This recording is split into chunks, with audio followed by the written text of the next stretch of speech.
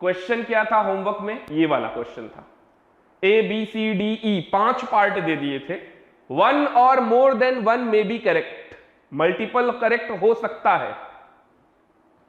अब जल्दी से आप लोग सवाल को पढ़िए और बताइए इसमें से कौन सा एक सही होगा, या कौन से 2 सही होंगे, 3 सही होंगे, या सभी सही होंगे।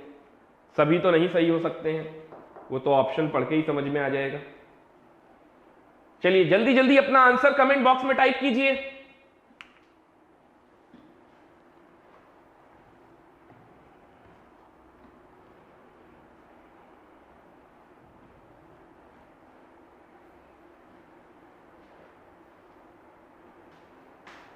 क्या आंसर आया होमवर्क वाले क्वेश्चन का? यार होमवर्क वाले क्वेश्चन में तो इतना टाइम नहीं लगना चाहिए, है ना। सवाल तो आपको पिछले ही लेक्चर में बता दिया था, सारी चीजें बता दी थी। 1 करेक्ट हो सकता है, मल्टी करेक्ट हो सकता है, फिर क्यों टाइम लग रहा है भाई? अगर सॉल्व किया है, अटेम्प्ट किया है, तो आंसर बताइए क्या आ रहा है। ज्यादा से ज्यादा गलत होगा, इससे ज्यादा कुछ नहीं होगा। तो ये कभी भी हेजिटेशन नहीं आना चाहिए, सर क्या सोचेंगे आपके बारे में। सर कुछ नहीं सोचेंगे आपके बारे में। मैं सिर्फ इतना सोचता हूं कि आपको नहीं आता है और मुझे सिखाना है, इससे ज्यादा मैं कुछ नहीं सोचता हूं आपके बारे में, है ना। तो जिसका आंसर, जो सही आंसर देता है या जो गलत आंसर देता है, तो सबके बारे में लगभग एक ही जैसी धारणाएं हैं। हाँ, कोई बच्चा फास्ट रिस्पॉन्स कर रहा है, कोई कम रिस्पॉन्स कर रहा है, बस इतना सोचता हूं और कुछ नहीं। ए और डी, गुड। स्मृति ने बताया है ए और डी, ऐश्वर्या का भी आंसर ए और डी है, विनीता, लीशा, सभी का आंसर ए और डी आ रहा है। अरे वाह, गुड, अच्छी बात है। अभी मुझे ये तो नहीं पता कि इनमें से कौन सा आंसर सही है, बट जैसा कि आप लोग कह रहे हैं लग रहा है ए और डी ही होना चाहिए। चलिए चेक कर लेते हैं। अच्छा, ओनली ए वाले भी हैं कुछ लोग, ओनली ए राहुल ने कहा है। चलिए ठीक है, देखते हैं, सॉल्व करते हैं। सबसे अच्छा तरीका यही है। PCl5 reversible with PCl3 plus Cl2 if the pressure of the system gate decrease. अब की बार क्या बोल रहा है? प्रेशर डिक्रीज किया जा रहा है। तो अगर प्रेशर डिक्रीज किया जाएगा तो क्या होगा? तो चलिए समझते हैं हम लोग इस सवाल को। अगर यहां पर प्रेशर डिक्रीज कर दिया जाए तो PCl5 reversible with PCl3 plus Cl2, PCl3 plus Cl2, ठीक है। अब यहां पर प्रेशर क्या किया जा रहा है? डिक्रीज। यहां पर प्रेशर डिक्रीज किया जा रहा है, ठीक है। तो अगर मैं इसको टाइम t बराबर 0 पे इसको 1 मोल ले लूं, ये 0 0 हो जाए और ये 1 माइनस x और ये x x करके हो जाए टाइम t इक्विलिब्रियम पर, ठीक है। तो मुझे यहां पर देखना है प्रेशर डिक्रीज। सिस्टम का प्रेशर डिक्रीज किया यानी कि वॉल्यूम क्या किया होगा? इंक्रीज। प्रेशर डिक्रीज करने से कंसंट्रेशन भी क्या हो गया? डिक्रीज। प्रेशर डिक्रीज करने से कंसंट्रेशन भी क्या हुआ? डिक्रीज। सही बात है। अब अगर कंसंट्रेशन डिक्रीज हुआ तो अब तो आपको यह बात समझ में आ गई होगी ग्राफिकली भी। वो क्या कि अगर हम ग्राफ के थ्रू ये प्लॉट करें PCl5 Cl3 और PCl3 और Cl2 को, तो ये दोनों प्रोडक्ट साइड में है, तो ये तो फॉर्म होंगे, और ये रिएक्टेंट साइड है। यानी हम कंसंट्रेशन वर्सेस टाइम का ग्राफ अगर हम फिर से प्लॉट करें, कंसंट्रेशन वर्सेस टाइम का ग्राफ अगर हम फिर से प्लॉट करें, तो ये हमारा रिएक्टेंट है, तो टाइम t बराबर 0 पे ये मैक्सिमम होगा और ये आगे जाकर डिक्रीज होगा, है ना। और फिर ये हमारे प्रोडक्ट हैं, तो टाइम t बराबर 0 से ये बढ़ना चालू करेंगे। अब इसमें से किसी को भी PCl3 और Cl2 मान लीजिए आप, है ना। And this is our time of equilibrium. ये हमारे पास क्या आ गया? हमारा ये हो गया हमारा टाइम ऑफ इक्विलिब्रियम। सही बात है।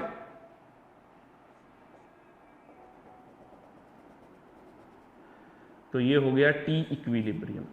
इसके आगे से सभी का कंसंट्रेशन क्या हो गया है? कांस्टेंट। इसके आगे से सभी का कंसंट्रेशन क्या हो गया? कांस्टेंट।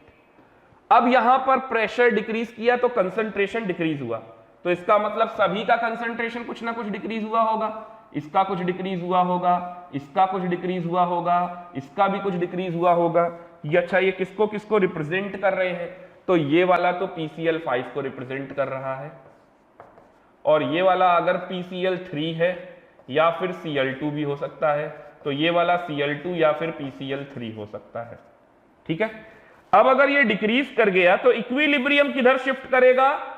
इक्विलिब्रियम उस डायरेक्शन में शिफ्ट करेगा जिससे कि वापस से इक्विलिब्रियम को मेंटेन किया जा सके। तो यहां पर प्रेशर डिक्रीज हुआ, कंसंट्रेशन डिक्रीज हो गया।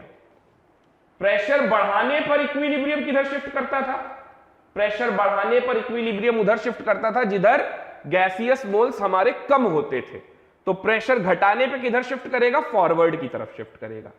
एक मिनट आप देख भी लीजिए, ये जो Kc होगा, Kc है ना, आपने PV बराबर nRT लगाया होगा, और यहां पर आप प्रेशर क्या कर रहे हैं? वेरी कर रहे हैं, है ना। तो प्रेशर अगर वेरी कर रहे हैं तो टेम्परेचर क्या रहा होगा? कांस्टेंट, R भी कांस्टेंट, और इसके मोल्स जो होंगे वो भी कांस्टेंट, तभी तो P is inversely proportional to V आया, डायरेक्टली प्रोपोर्शनल टू C आया। तो प्रेशर घटाने पर कंसंट्रेशन भी घटा, और कंसंट्रेशन इधर भी घट रहा है। अच्छा देखिए, डायरेक्ट थ्योरेटिकली भी समझ लीजिए, कंसंट्रेशन इधर भी कम हुआ, इधर भी कम हुआ, और इधर भी कम हुआ, लेकिन यहाँ 1:1:1 की स्टाइचियोमेट्री में इधर ज्यादा रेट से कम हो रहा है, तो इक्विलिब्रियम फॉरवर्ड ही जाएगा। दूसरे तरीके से समझ लीजिए, दूसरा तरीका ये है कि यहाँ पर अगर आप Kc का एक्सप्रेशन लिखना चाहें तो लिख दीजिए, अदरवाइज कोई खास जरूरत नहीं है आपको। ठीक है, तो कुल मिला के बात ये समझ में आई कि प्रेशर घटाने पर इक्विलिब्रियम किधर जाएगा? फॉरवर्ड, क्योंकि प्रेशर बढ़ाने पर जिधर गैसियस मोल्स कम रहते थे उधर जाता था। यहां पर इसका डेल्टा Ng कैसा है? पॉजिटिव। तो अगर आप प्रेशर डिक्रीज करेंगे तो इक्विलिब्रियम किधर जाएगा? इक्विलिब्रियम शिफ्ट किधर करेगा? इक्विलिब्रियम डेल्टा Ng पॉजिटिव, यानी प्रोडक्ट साइड ज्यादा मोल्स हैं, घटा रहे हैं तो कंसंट्रेशन ज्यादा घट रहा है प्रोडक्ट साइड, तो इक्विलिब्रियम फॉरवर्ड ही शिफ्ट करेगा। इक्विलिब्रियम के फॉरवर्ड शिफ्ट करने से इसका कंसंट्रेशन बढ़ेगा, इसका कंसंट्रेशन बढ़ेगा, इसका घटेगा। चलिए बनाते हैं। इसका कंसंट्रेशन घट रहा है, PCl5 का कंसंट्रेशन कम होगा, तो PCl5 का कंसंट्रेशन और कम होगा, ऐसे कुछ जाएगा। ठीक है, ये नया इक्विलिब्रियम आ रहा है। PCl3 और Cl2 का कंसंट्रेशन बढ़ रहा है तो ये ऊपर से कुछ जाएगा, लेकिन जैसा कि मैंने आपको पिछली ही बार बताया था, कॉम्पनसेशन तो मिलेगा, लेकिन कॉम्पनसेशन लाइफ में भी और केमिस्ट्री में भी कभी भी फुल कॉम्पनसेशन नहीं मिलता। तो कॉम्पनसेशन पूरा नहीं मिलेगा, यानी ये येलो वाली लाइन व्हाइट लाइन को कभी टच नहीं करेगी। तो अगर नेट में देखा जाए तो अभी भी सबका कंसंट्रेशन नेट में क्या हो रहा है? डिक्रीज ही दिख रहा है। तो कंसंट्रेशन ऑफ ऑल डिक्रीजेस, ये होगा मेरा पहला option. Concentration of all decreases, तो सभी ने पहले वाले पे टिक लगाया है और ये बिल्कुल सही लगाया है पिछले वाले सवाल को देखते हुए, है ना। कंसंट्रेशन ऑफ ऑल डिक्रीजेस बिल्कुल सही है, ये गलत हो गया, कंसंट्रेशन ऑफ ऑल इंक्रीजेस। अब डीओडी और वेपर डेंसिटी की बात जरा और कर लीजिए। डीओडी और वेपर डेंसिटी, तो देखिए डीओडी और अगर आप वेपर डेंसिटी की बात करना चाहते हैं तो डिग्री ऑफ डिसोसिएशन, यहां पर थोड़ा सा गलत टाइप हुआ है, यहां पर ये PCl3 नहीं बल्कि PCl5 होगा, क्योंकि डिग्री ऑफ डिसोसिएशन तो रिएक्टेंट का होता है। तो degree of dissociation of PCl5 यानी रिएक्टेंट का डिग्री ऑफ डिसोसिएशन बोल रहा है बढ़ गया, बिल्कुल बढ़ेगा, क्योंकि इक्विलिब्रियम फॉरवर्ड जाएगा तो ये डिसोसिएट होगा। तो A और C दोनों ही करेक्ट हैं। वो कैसे, देखिए प्रूफ कर लेते हैं इसको, इस बात को हम प्रूफ भी कर सकते हैं, है ना। वो कैसे, देखिए यहां पर हम लोगों ने Kc का एक्सप्रेशन लिखा है, ठीक है। Kc के एक्सप्रेशन में हम लोग ये सारी वैल्यू पुट कर देंगे, V भी अपना आ जाएगा, क्या आएगा, वॉल्यूम को V यहां पर ले लीजिए, यहां पर इसके वॉल्यूम को V लीटर मान लीजिए, इससे डिवाइड कर दीजिए, तो अपना Kc का एक्सप्रेशन क्या आएगा, यहीं पर सॉल्व कर लेते हैं। चलिए x into x upon 1 minus x into 1 upon V की पावर डेल्टा Ng पॉजिटिव है 1 है, ये रहा x square upon 1 minus x into V. ठीक है, समझ में आ रहा है सभी को? देखिए यहां तक सभी को समझ में आ रहा है। आपने क्या किया है, वॉल्यूम बढ़ा दिया है, वॉल्यूम इंक्रीज हो गया है। तो अगर यहां पर वॉल्यूम इंक्रीज होगा तो इक्विलिब्रियम किधर हो, क्या हो गया, डिस्टर्ब हो गया, मानते हैं ना। इक्विलिब्रियम क्या हो जाएगा, डिस्टर्ब हो जाएगा। तो ये Kc की जगह क्या बन जाएगा, Qc बन जाएगा, और Qc की वैल्यू Kc से बड़ी हो गई। यही सब तो हो रहा है। देखिए Kc बराबर क्या आया आपका x² upon 1 minus x into V, ये आया है ना। इसको जितना आप डिटेल में सॉल्व करना चाहें मुझे कोई दिक्कत नहीं, कोई आपत्ति नहीं, सब कुछ सॉल्व हो सकता है। यहां तक पहुंच गए। V इंक्रीज हुआ क्योंकि प्रेशर डिक्रीज किया गया, V इंक्रीज हुआ, तो अगर V इंक्रीज हुआ तो ये इक्विलिब्रियम क्या हो गया, डिस्टर्ब, इक्विलिब्रियम डिस्टर्ब, पूरा डिटेल में सॉल्व कर दे रहा हूं। तो ये QC बन गया, वो हो गया x² upon 1 minus x into V plus delta V, कुछ डेल्टा वी ये इंक्रीज हो गया। तो ये अगर बढ़ा है तो ये क्या हो गया होगा, घट गया होगा, ये बढ़ा है तो ये घट गया होगा। तो QC की वैल्यू कम आ गई, QC लेस देन KC। तो QC अपनी वैल्यू को क्या करेगा, QC अगर डिक्रीज हो गया है तो QC अपनी वैल्यू को क्या करेगा, सोचिए, यहां से ये हटा दीजिए अदरवाइज ये थोड़ा आपको कंफ्यूज करेगा। QC is less than KC, तो ये QC अपनी वैल्यू को बढ़ाएगा, और बढ़ाने के लिए इक्विलिब्रियम किधर शिफ्ट होगा, फॉरवर्ड डायरेक्शन में, तभी तो QC की वैल्यू बढ़ेगी, यानी इक्विलिब्रियम फॉरवर्ड में जा रहा है, इसमें कहीं कोई दिक्कत नहीं है। अब अगर इक्विलिब्रियम फॉरवर्ड में जाएगा तो जरा यही सोचिए कि अगर इक्विलिब्रियम फॉरवर्ड में जाएगा तो x की वैल्यू ये क्या होती जाएगी, बढ़ती जाएगी, और इधर से कम होती जाएगी। तो ये इक्विलिब्रियम फॉरवर्ड में जाने से DOD भी बढ़ रहा है, यानी दूसरा ऑप्शन भी सही है, DOD भी बढ़ रहा है। तो equilibrium shift forward, so alpha increases यानी DOD इंक्रीजेस, अल्फा इंक्रीजेस यानी DOD इंक्रीजेस। ठीक है, आप इस x को रिप्लेस करा लीजिए इन टर्म्स ऑफ अल्फा, तो आपको मिल जाएगा अल्फा का एक्सप्रेशन, डायरेक्टली मैथमेटिकल एक्सप्रेशन मिल जाएगा। अब बात करते हैं vapour density of the mixture की बात करते हैं, vapour density of the mixture की बात करते हैं। तो vapour density of the mixture को आप कैसे सॉल्व करेंगे ये बताइए जरा, इंक्रीज करेगा या डिक्रीज करेगा, अगर इस बात को मुझे समझना हो तो मैं कैसे समझूंगा। Vapour density of the mixture,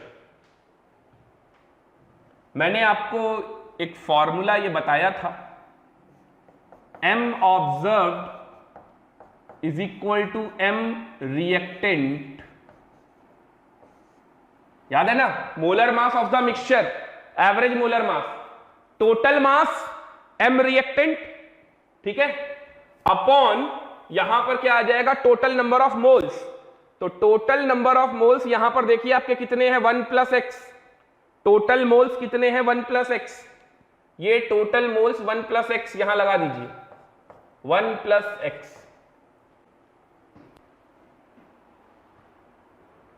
1 plus x लगाया। अब देखिए यहां पर अगर आप ऐसा लिख चुके हैं और आपने रिएक्शन में पीछे 1 मोल लिया था, तो मोलर मास m रिएक्टेंट जो होगा, molar mass of the reactant, ये मॉलिक्यूलर वेट ऑफ PCl5 के बराबर होगा क्योंकि मोल 1 है। अब अगर आपसे कोई ये पूछे कि यहां 1 ही क्यों लिया, तुम A लेके सॉल्व करो, कोई दिक्कत नहीं है। A मोल रिएक्टेंट के लिए क्या हो जाएगा, मास A into molar mass of PCl5, तो उसी हिसाब से हम अल्फा भी सॉल्व कर लेंगे। 1 में से x डिसोसिएट हुआ है तो x ही तो अल्फा है, x ही तो अल्फा है, ठीक है ना। तो आप 1 में अगर x डिसोसिएट हुआ है तो आपका डिग्री ऑफ डिसोसिएशन क्या है, अल्फा। DOD के बारे में अगर हम बात करें तो 1 मोल में x डिसोसिएट हुआ है तो यही हमारा अल्फा है, x की जगह मैं अल्फा रख दूंगा, और m ऑब्जर्व्ड की जगह हम क्या लिख देंगे, m ऑब्जर्व्ड की जगह 2VD ऑफ द मिक्सचर, और इसकी जगह पर हम क्या लिख देंगे, molar mass of the reactant, ये कांस्टेंट है, ये वैल्यू क्या है, ये वैल्यू हमारी कांस्टेंट है।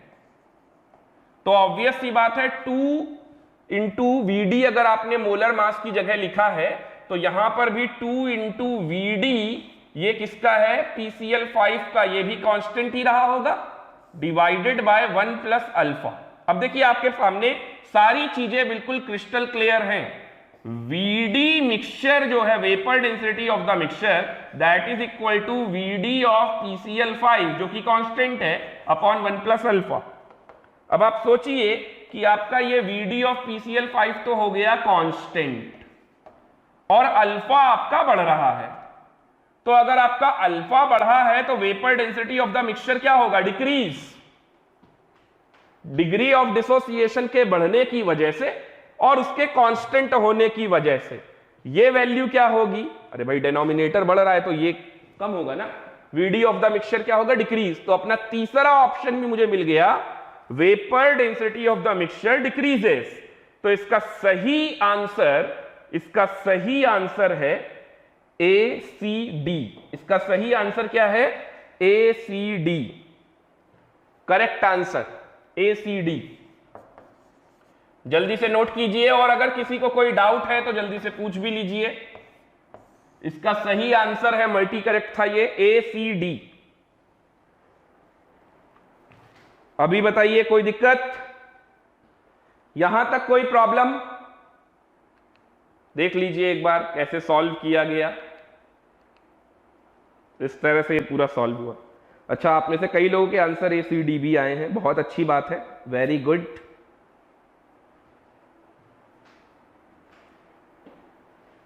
कई लोगों के आंसर ए सी डी आए हैं, बहुत अच्छा, नो डाउट। चलिए तो आगे बढ़ते हैं, अपने लेक्चर को आगे कंटिन्यू करता हूं मैं।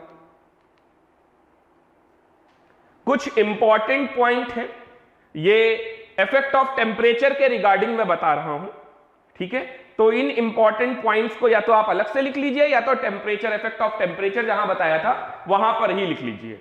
देखिए अभी मैं आप लोगों के सामने, जब सारे इफेक्ट ये कंप्लीट हो गए हैं, अपने एक दो इफेक्ट और बचे हैं, एडिशन ऑफ इनर्ट गैस करने पर क्या होता है, तो मैं आपसे एक टेबल पूरी कंप्लीट करवाऊंगा जिसमें डेल्टा एच का साइन भी आपको डिसाइड करना होगा। यानी कि प्रोसेस एक्सोथर्मिक होगा या एंडोथर्मिक होगा ये आपको दिया नहीं जाएगा, बल्कि आपसे पूछ लिया जाएगा। हालांकि ज्यादातर सवालों में दे भी देते हैं, बट मान लीजिए आपके सामने ऐसी सिचुएशन आ जाए केमिकल इक्विलिब्रियम में जहां पर आपको डेल्टा एच का साइन आप ही को पता करना हो, तब आप कैसे करेंगे? तो देखिए हर डिसोसिएशन रिएक्शन जो होती है, हर डिसोसिएशन रिएक्शन, जैसे HI को डिसोसिएट करना है, PCl5 को डिसोसिएट करना है ना, अमोनिया को डिसोसिएट करना है, तो डिसोसिएशन रिएक्शंस आर एंडोथर्मिक। क्यों? क्योंकि अगर डिसोसिएट करना चाहते हैं तो डिसोसिएट करने के लिए एनर्जी क्या होगी? रिक्वायर्ड। तो अगर एनर्जी रिक्वायर्ड होगी तो वो प्रोसेस कैसा कहलाएगा? एंडोथर्मिक प्रोसेस कहलाएगा, यानी डेल्टा एच उसका पॉजिटिव होगा। तो अगर उस रिएक्शन को पलट देंगे तब क्या होगा? तब उसका डेल्टा एच नेगेटिव हो जाएगा। यानी HI का टूटना is a endothermic process in terms of H2 plus I2, है ना, HI गया H2 I2, ये कैसा प्रोसेस हो गया? Endothermic.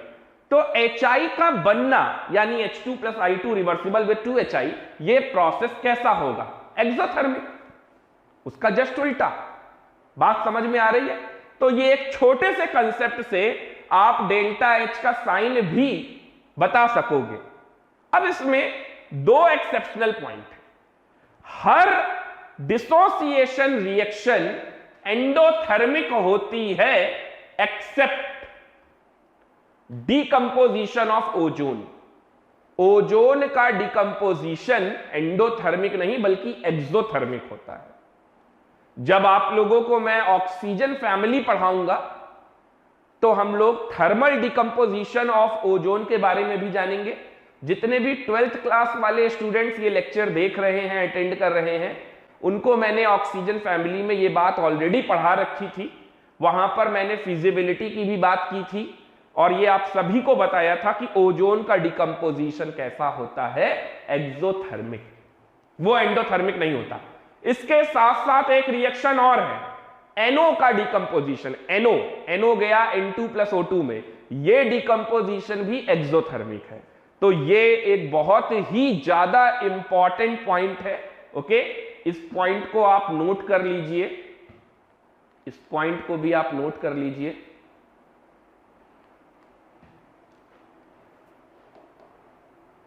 Okay, all decomposition reaction are endothermic except ozone का डिकम्पोजिशन एंड NO का डिकम्पोजिशन। ओजोन और NO के डिकम्पोजिशन में डेल्टा एच कैसा होगा? नेगेटिव, यानी कि ये कैसा होगा? एक्सोथर्मिक होगा। ये कैसी रिएक्शंस होंगी?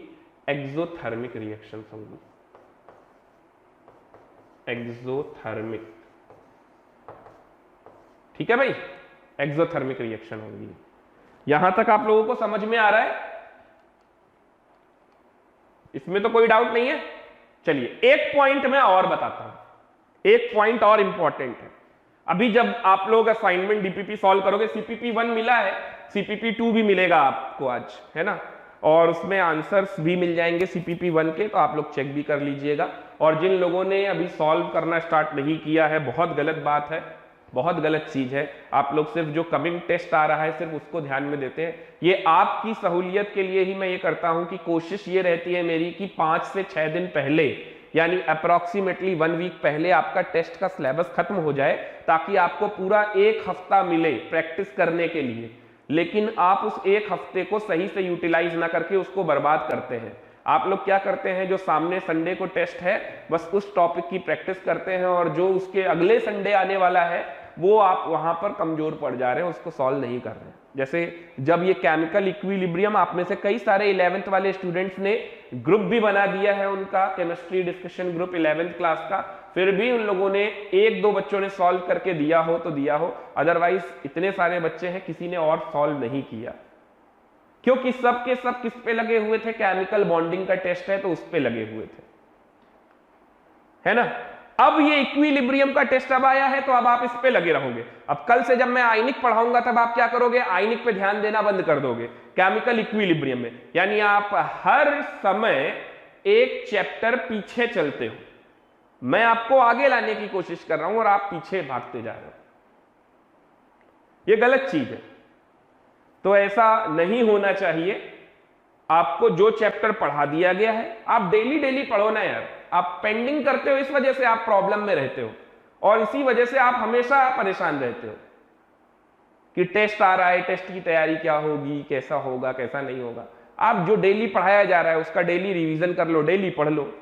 कुछ भी आपको एक्स्ट्रा बहुत ज्यादा पढ़ने की कोई जरूरत ही नहीं पड़ेगी। सैटरडे को पढ़े हैं 7 घंटे, 8 घंटे, 10 घंटे पढ़ रहे हैं, सबकी इतनी की जरूरत ही नहीं पड़ेगी। डेली 5 से 6 घंटा पढ़ो ना, है ना। तो स्कूल वाली ऑनलाइन क्लासेस और यहां की ऑनलाइन क्लासेस को हटाकर कम से कम 6 घंटा डेली पढ़ो, है ना। तो आपका अपने आप भला होने लग जाएगा, आपको ज्यादा पढ़ने की कोई जरूरत नहीं पड़ेगी फ्राइडे सैटरडे। लेकिन ये सब काम आपको कहां समझ में आते हैं।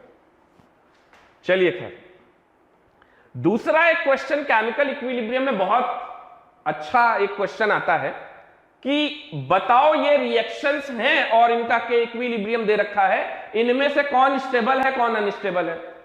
अब आपको लगेगा यार पूरा केमिकल इक्विलिब्रियम हमें सर ने पढ़ा दिया, लेकिन हमें तो ये कहीं सिखाया ही नहीं गया पूरे केमिकल इक्विलिब्रियम में कि कौन सी रिएक्शन ज्यादा स्टेबल है और कौन सी रिएक्शन कम स्टेबल है, कौन सा स्टेबल है कौन सा अनस्टेबल है। ये कैसे डिसाइड करेंगे? ये डिसाइड करना था आपको अपना भेजा लगाकर। चलिए खैर, उसमें भी थोड़ी मदद कर देता हूं।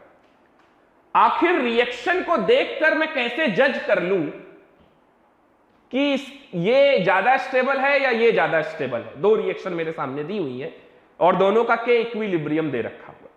तो देखिए बड़ी सिंपल सी बात है, जरा आप मेरे साथ सोच कर देखिए, बिल्कुल सिंपल सा कॉन्सेप्ट है। जिसका के इक्विलिब्रियम की वैल्यू कम होगी वो ज्यादा स्टेबल होगा। ऐसा कैसे भाई? जिसका के इक्विलिब्रियम कम है, इसका मतलब के इक्विलिब्रियम की वैल्यू अगर ज्यादा होती है तो क्या होता है? आप खुद सोचिए, अगर रिएक्शन इक्विलिब्रियम फॉरवर्ड जाएगी तो प्रोडक्ट का एक्टिव मास बढ़ेगा, प्रोडक्ट का कंसंट्रेशन बढ़ेगा। और केसी या केपी आप कैसे लिखते हैं? के इक्विलिब्रियम बराबर active mass of product upon active mass of reactant. तो अगर रिएक्शन फॉरवर्ड जाएगी तो इसका मतलब के इक्विलिब्रियम की वैल्यू बढ़ेगी। तो जिस भी के इक्विलिब्रियम की वैल्यू ज्यादा है उसमें रिएक्शन फॉरवर्ड जा रही होगी। इसका मतलब वो सब्सटेंस का डिग्री ऑफ डिसोसिएशन ज्यादा होगा, यानी वो डिसोसिएट कर रहा होगा। और अगर डिसोसिएट कर रहा है तो लेस स्टेबल हुआ ना।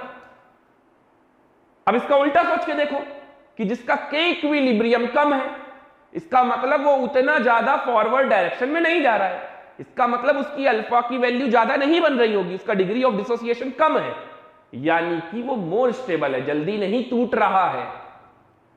तो ये भी एक इंपॉर्टेंट पॉइंट है, इस पॉइंट को भी आप जल्दी से नोट कर लीजिए। In a chemical reaction whose K equilibrium is lesser is more stable, whose K equilibrium is lesser is more stable. समझ में आ रहा है? इसका रीजन चाहे तो रीजन लिख लीजिए आप लोग, मैं बोलता जा रहा हूं, आप रीजन लिख लीजिए। The reaction whose K equilibrium is lesser, the reaction whose K equilibrium is lesser, its degree of dissociation alpha is also lesser. That means it cannot be dissociated easily. That means it cannot be dissociated easily. Hence it is more stable. Hence it is more stable. क्या सभी को समझ में आ गया?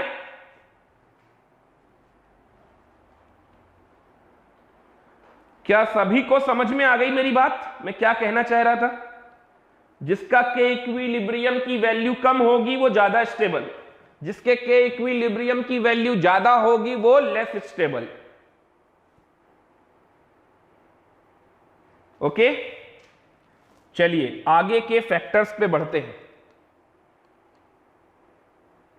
Effect of catalyst. Catalyst क्या काम करता है? मैंने आपको पहले भी बताया था, ये पहले दिन ये बात करी थी। कैटलिस्ट सिर्फ टाइम ऑफ इक्विलिब्रियम को चेंज कर सकता है, बाकी कुछ भी नहीं।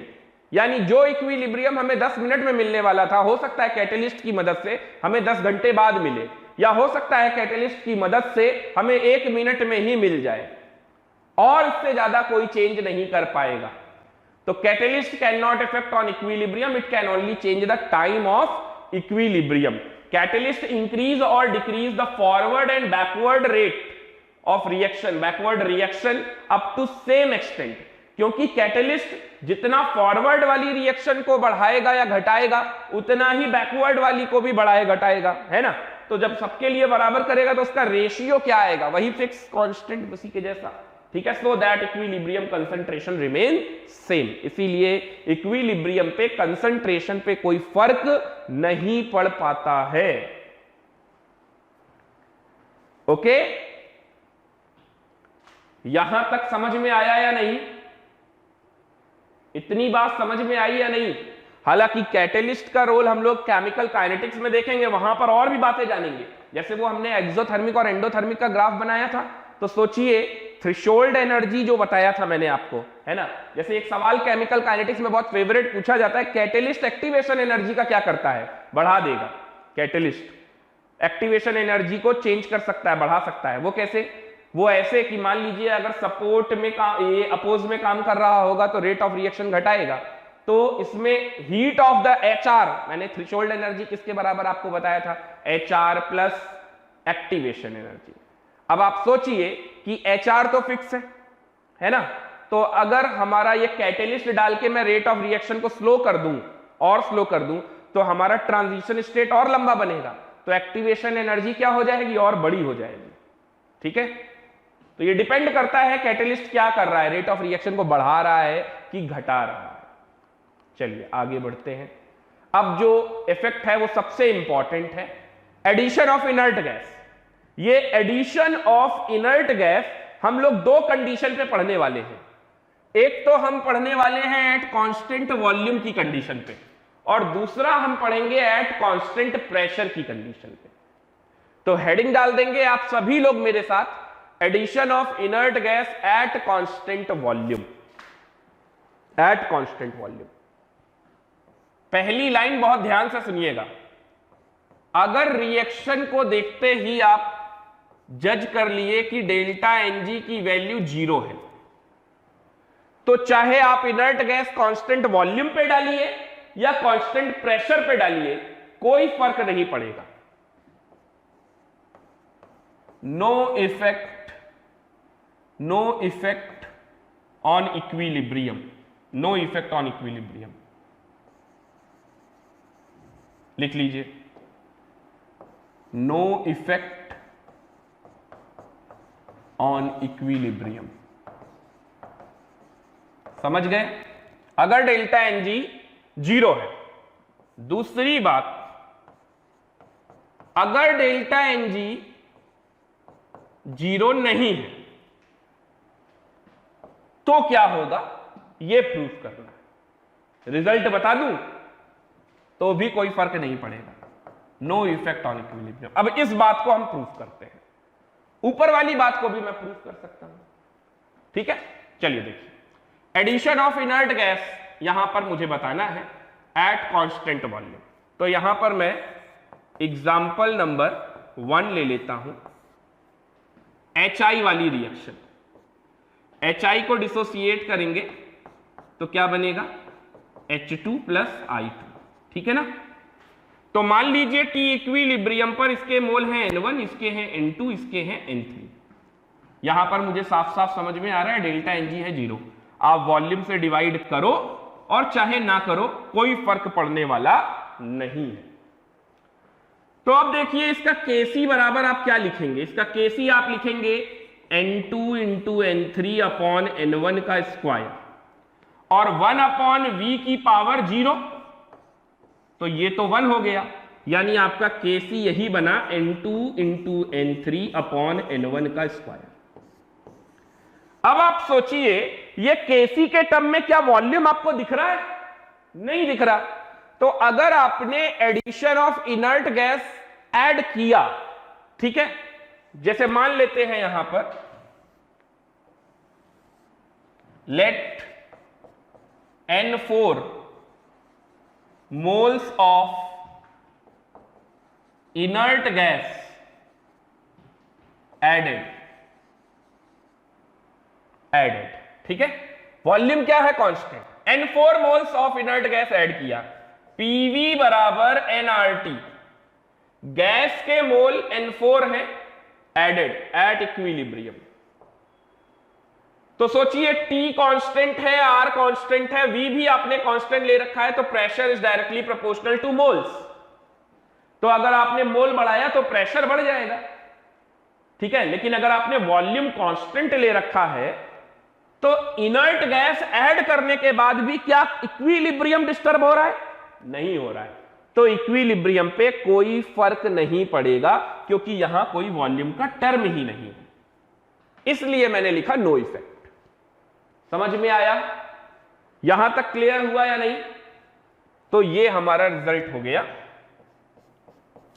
No effect on equilibrium. Equilibrium पे कोई फर्क नहीं पड़ा। अब डेल्टा Ng कोई पॉजिटिव या नेगेटिव में समझ लेते हैं। PCl5 वाली रिएक्शन उठा लूं, एग्जाम्पल नंबर 2, चलिए देखते हैं। PCl5 रिवर्सिबल विद, या कोई दूसरी रिएक्शन, बार बार PCl5, आप लोग सोचोगे यार PCl5 ही हर बार समझाते हैं, कुछ लफड़ा है? चलिए बदल देता हूं। N2 plus 3H2 reversible with 2NH3। अभी ठीक है, अभी ठीक है। टाइम T इक्विलिब्रियम पर ये N1 हो गया, टाइम T इक्विलिब्रियम पर ये N1 हो गया, ये N2 हो गया, ये N3 हो गया। टाइम T इक्विलिब्रियम पर वॉल्यूम क्या है, V। तो चलिए Kc लिखिए इसका, N3 का square upon N1 into N2 का क्यूब इंटू 1 अपॉन V की पावर, डेल्टा Ng कितना है, -2, ये रहा। तो Kc बराबर हो गया N3 का square upon N1 into N2 का क्यूब, ठीक है, N2 का क्यूब इंटू V स्क्वायर। ये बन गया आपका एक्सप्रेशन। अब आपने क्या किया, N4 moles of inert gas added, N4 moles of inert gas added at equilibrium, but V तो क्या है, कांस्टेंट, और आपके ये मोल्स भी क्या है, फिक्स। अगर ऐसा हुआ तो अगर हमारा ये V वाला टर्म कांस्टेंट है तो इसमें तो कुछ इंक्रीज ही नहीं हुआ, तो Kc क्या हो गया हमारा, फिक्स हो गया, वो भी कांस्टेंट हो गया। तो नो इफेक्ट ऑन इक्विलिब्रियम।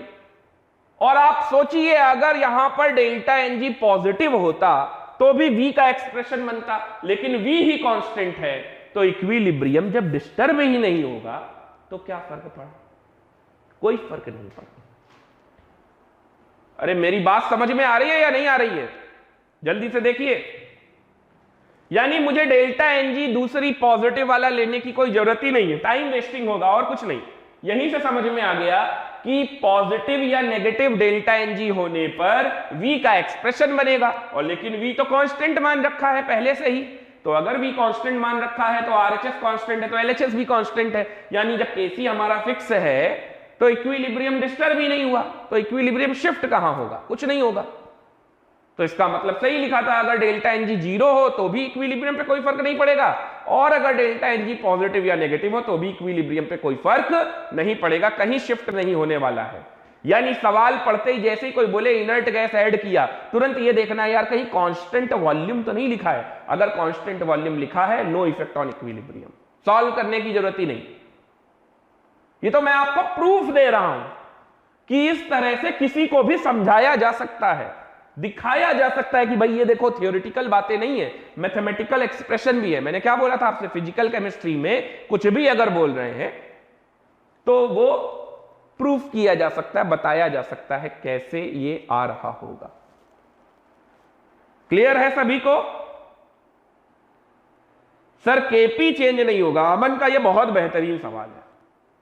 तो अमन के डाउट को सवाल में ही बदल देते हैं, अमन के डाउट को सवाल में ही बदल देते हैं। ये लीजिए, चलिए अमन सॉल्व कीजिए। यही आपका डाउट है, यही मेरा अगला सवाल है। क्योंकि वॉल्यूम कांस्टेंट है तो प्रेशर के तो डायरेक्टली प्रोपोर्शनल होगा। चलिए अब आप और हम सभी लोग ये जानते हैं कि क्या होगा यहां पर इन अ रिवर्सिबल रिएक्शन। मैंने इसीलिए ये सवाल आने वाला था PCl5 वाला, इसीलिए मैंने रिएक्शन बदल भी दी थी, डेल्टा एन जी नेगेटिव करके दिखा दिया, क्योंकि सवाल में आपको डेल्टा एन जी पॉजिटिव का तो दिखाई दूंगा यहां सॉल्व करके ही।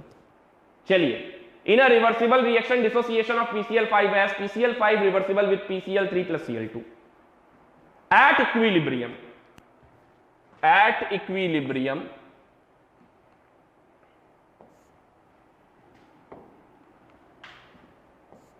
आगे सवाल पढ़िए जल्दी से।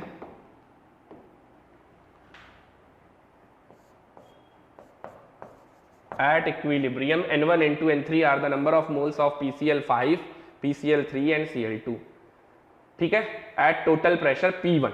ठीक है भाई, if inert gas is added at constant volume, at constant volume दिया है। अच्छा, अभी तो हम लोग प्रेशर की बात नहीं कर रहे ना, एट कांस्टेंट वॉल्यूम की बात कर रहे हैं। ठीक है, सही बात है, एट कांस्टेंट वॉल्यूम। ठीक है, then the total pressure become P2। ठीक है, total pressure become P2, then Kp for the reaction is. चलिए बताइए, चलिए अमन सॉल्व कीजिए, आपका डाउट ही सवाल बन गया। PCl5 का डिसोसिएशन हो रहा है N1, N2, N3 इक्विलिब्रियम पे मोल्स है, प्रेशर क्या है total P1। Inert gas add करेंगे, इनर्ट गैस ऐड करेंगे तो प्रेशर बदलेगा कैसे? PV बराबर nRT, अभी लिख के दिखाया था, P is directly proportional to N। तो अगर हम इनर्ट गैस ऐड करेंगे कांस्टेंट वॉल्यूम पे तो प्रेशर तो बढ़ेगा, प्रेशर बढ़ेगा तो नया प्रेशर हो गया P2। Then the Kp of the reaction for the reaction is क्या होगा? सॉल्व कीजिए सभी लोग।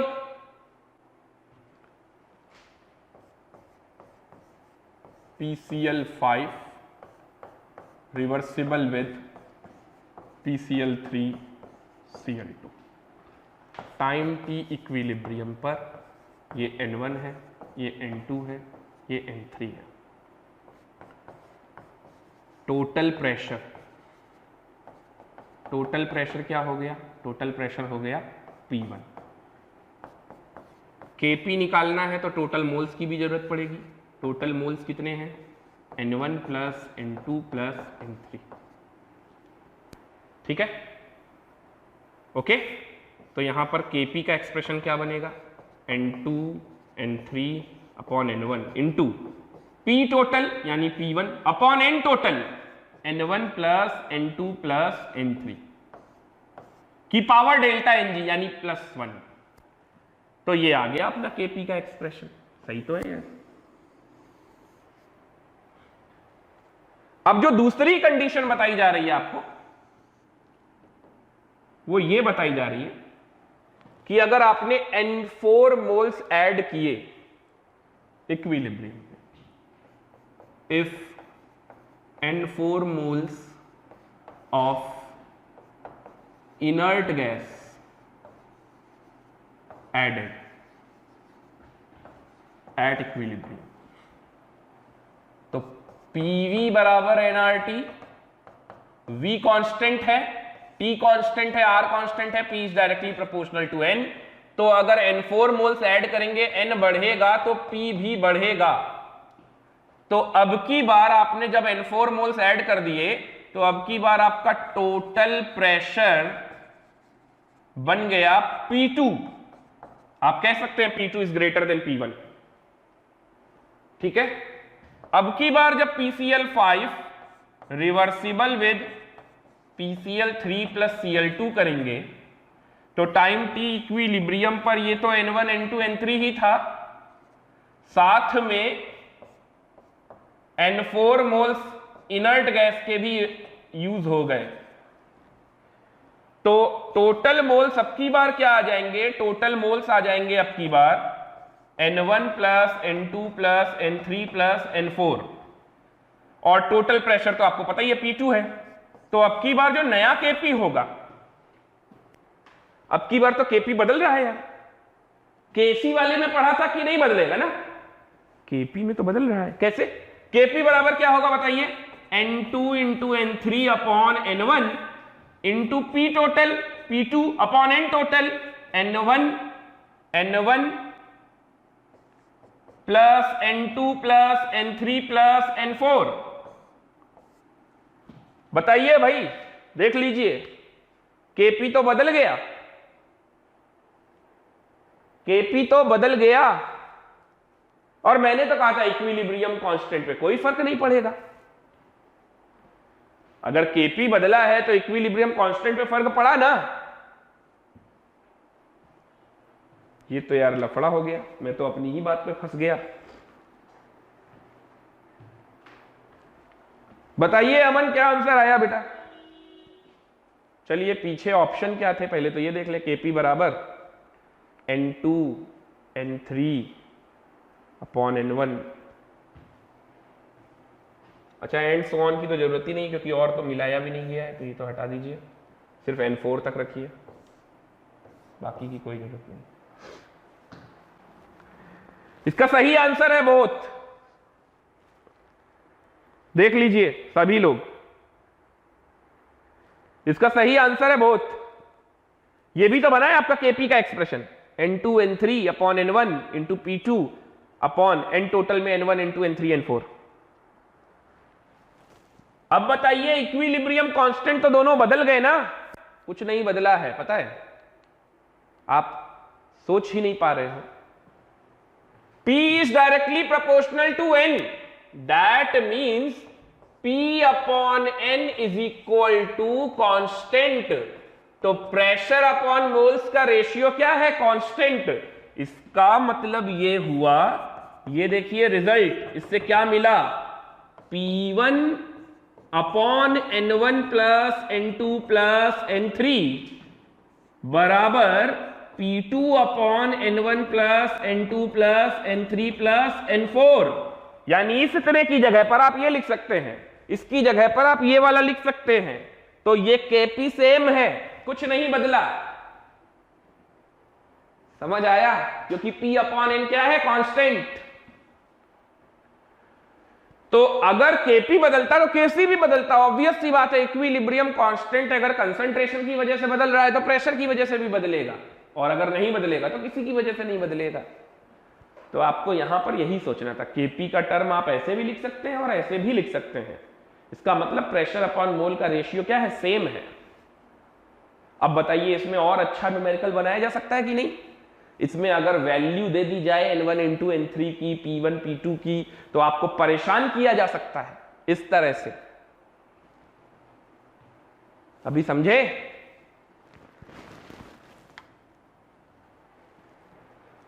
तो ये ली चैटेलियर्स प्रिंसिपल के one of the best question है। इनको नहीं लगाया इसका मतलब आपने ली चैटेलियर्स प्रिंसिपल पढ़ा ही नहीं। अगर इन सवालों को नहीं लगाया गया, इस तरीके के सवालों को आपने नहीं लगाया, तो इसका मतलब आपने ली चैटेलियर प्रिंसिपल पढ़ा ही नहीं है। आपने सिर्फ वो किताबी बातें पढ़ी हैं रटने वाली।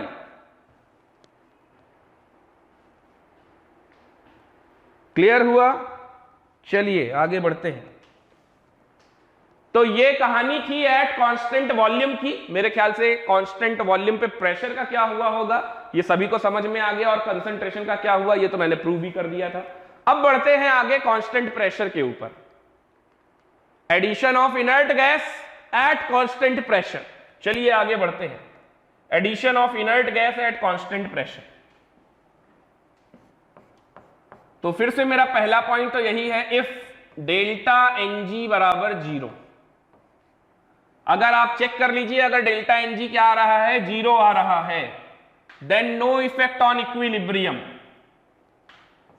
चाहे कांस्टेंट वॉल्यूम हो या कांस्टेंट प्रेशर हो, नो इफेक्ट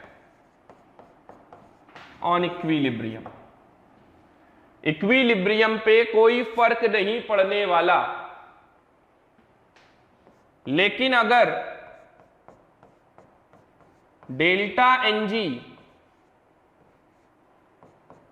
0 ना हो, अगर डेल्टा एनजी 0 ना हो, यानी पॉजिटिव या नेगेटिव कुछ ऐसा है, इक्विलिब्रियम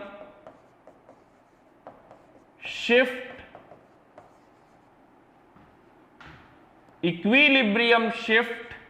in the direction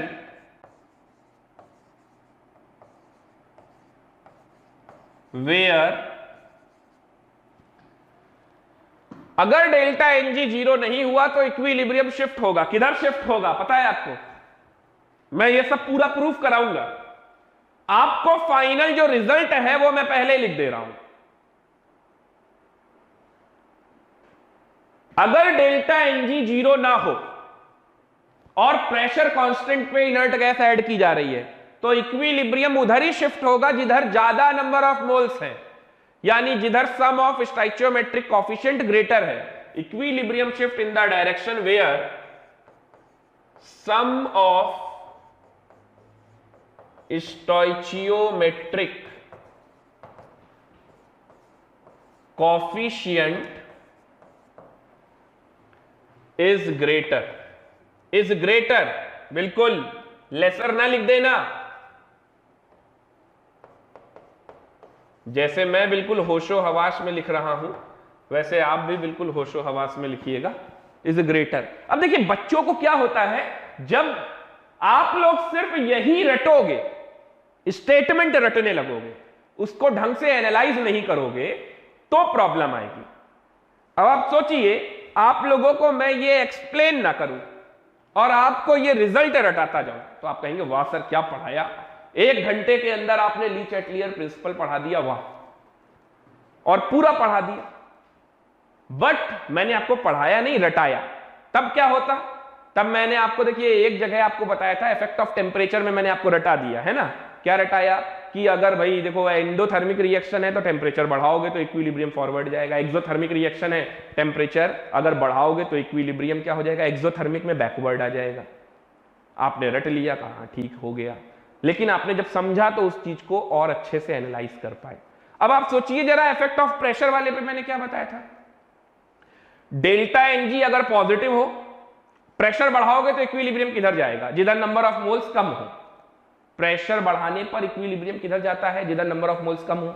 आज क्या सिखा रहा हूं, आज बता रहा हूं एट कांस्टेंट प्रेशर इक्विलिब्रियम उधर शिफ्ट होगा जिधर नंबर ऑफ स्टोइचियोमेट्रिक कोएफिशिएंट ज्यादा हो, यानी जिधर नंबर ऑफ मोल्स ज्यादा हो।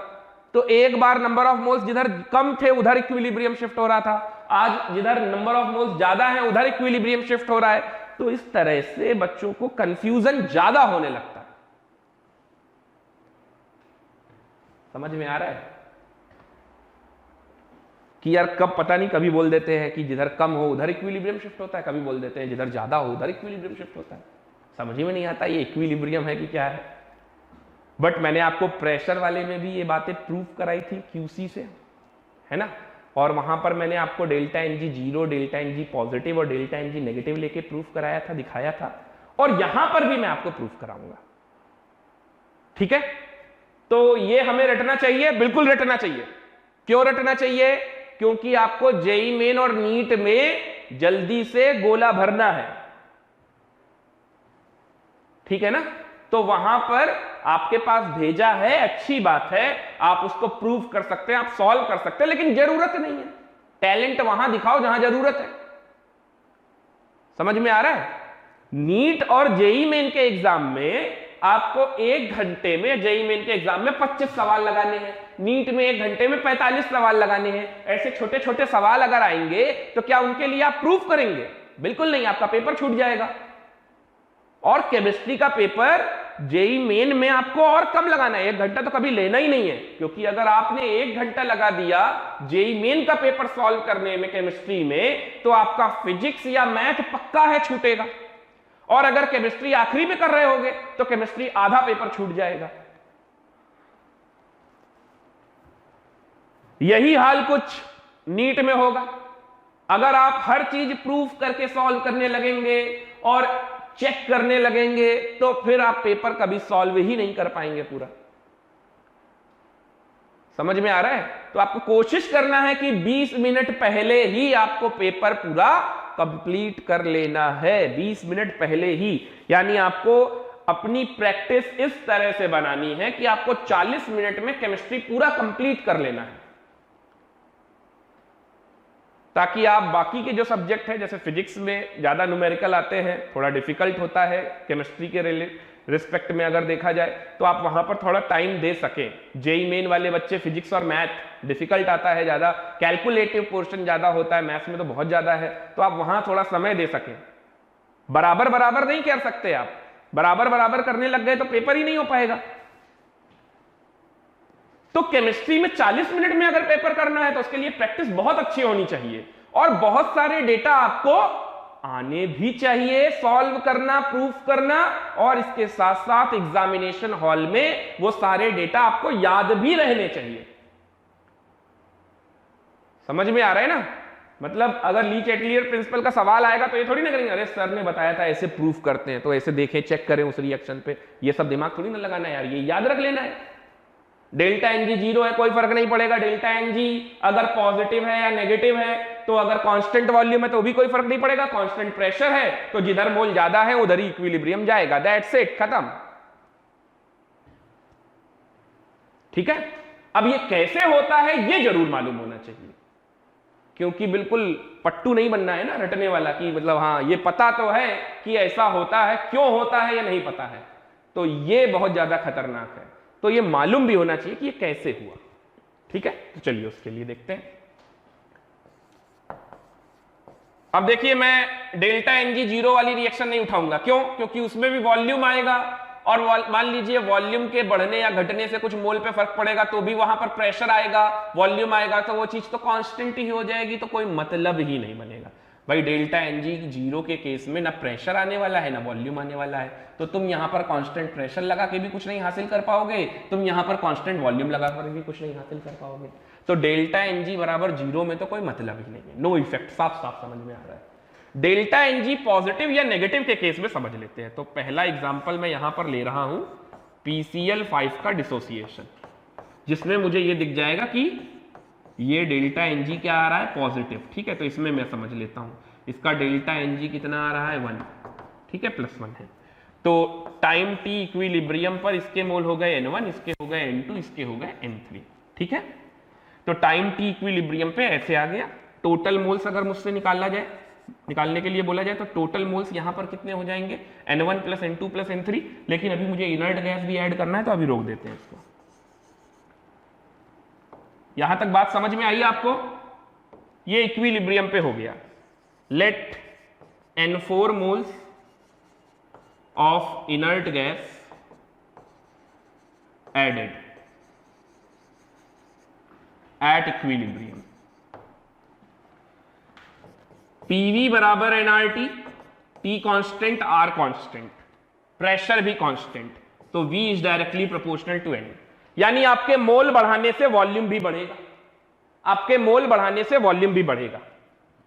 जब आपने इनर्ट गैस नहीं ऐड किया था तब आपका Kc का एक्सप्रेशन क्या था? N2 N3 अपॉन N1, ठीक है, इंटू 1 अपॉन V की पावर 1, ठीक है, ये एक्सप्रेशन था, इक्वेशन नंबर 1, ठीक है। When N4 moles of inert gas added, तो V भी इंक्रीज हो गया। अभी देखा ना, मोल ऐड करने पर V भी इंक्रीज हो गया। अगर ये V इंक्रीज होगा तो इक्विलिब्रियम क्या हो गया? डिस्टर्ब। पहले वाले केस में क्या होता था? V कांस्टेंट था, तो अगर V कांस्टेंट था तो डिस्टर्ब नहीं हुआ। अभी V इंक्रीज हो रहा है तो इक्विलिब्रियम डिस्टर्ब। तो ऐसे में Kc नहीं बोलेंगे, क्या बोलेंगे? QC N2 N3 upon N1 into 1 upon V plus delta V। तो वॉल्यूम इंक्रीज हो गया जिस वजह से QC आ गया, इक्विलिब्रियम डिस्टर्ब हो गया। तो अब आप सोचिए V प्लस डेल्टा V, तो V में अगर V ये इंक्रीज हो गया तो क्या हुआ? ये आपका रिजल्ट क्या हुआ? ये इंक्रीज होने पर ये QC की वैल्यू क्या हो गई? डिक्रीज। तो QC की वैल्यू डिक्रीज हो गई तो QC is less than KC, QC is less than KC। अब QC अपनी वैल्यू को क्या करेगा?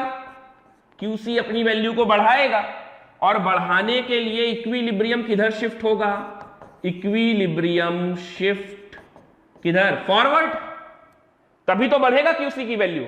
अब देख लीजिए, डेल्टा Ng पॉजिटिव है तो प्रोडक्ट की तरफ ही मोल्स ज्यादा है, और जिस तरफ मोल्स ज्यादा है इक्विलिब्रियम उधर ही शिफ्ट हो रहा है इनर्ट गैस ऐड करने पर। हो गई बात प्रूफ।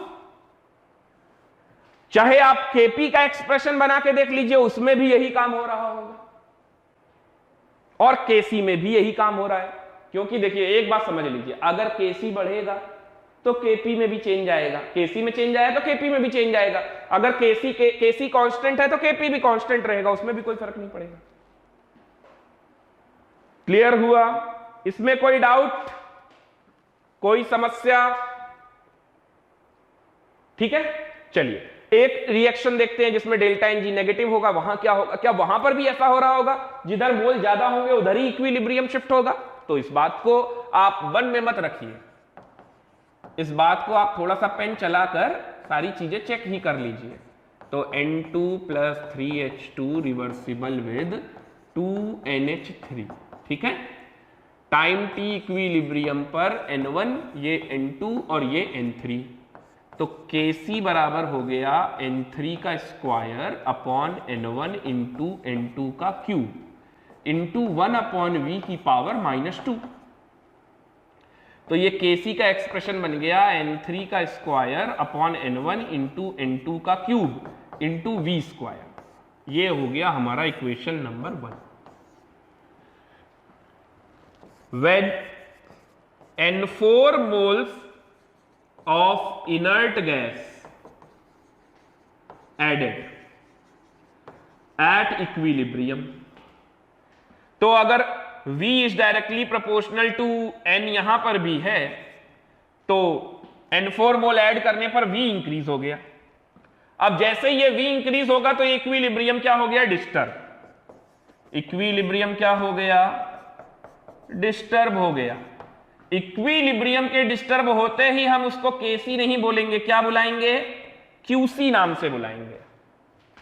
तो अब हम लिखेंगे QC is equal to N3 का स्क्वायर अपॉन N1 N2 का cube into V plus delta V। V से बढ़कर क्या हो गया? Delta V। जब डेल्टा V लगाओगे तभी तो लिख पाओगे QC।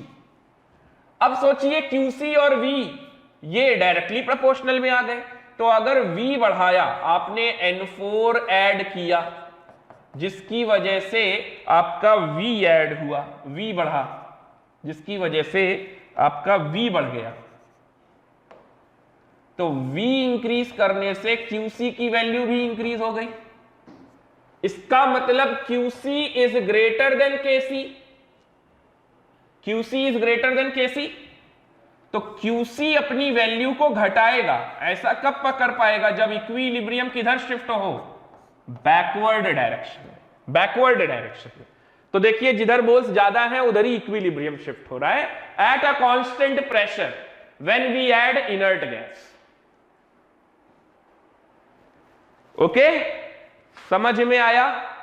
तो इस तरह से हमारे factors effect on Le Chatelier principle में जो जो फैक्टर्स हैं जो कि इक्विलिब्रियम पे फर्क डाल सकते हैं या नहीं डाल सकते हैं, उनको सभी को हमने डिस्कस कर लिया। जल्दी से नोट कीजिए और बताइए कहां समस्या आ रही है, कहां डाउट आ रहा है। अगर कोई डाउट है तो उसको लिख भी दीजिए जल्दी से।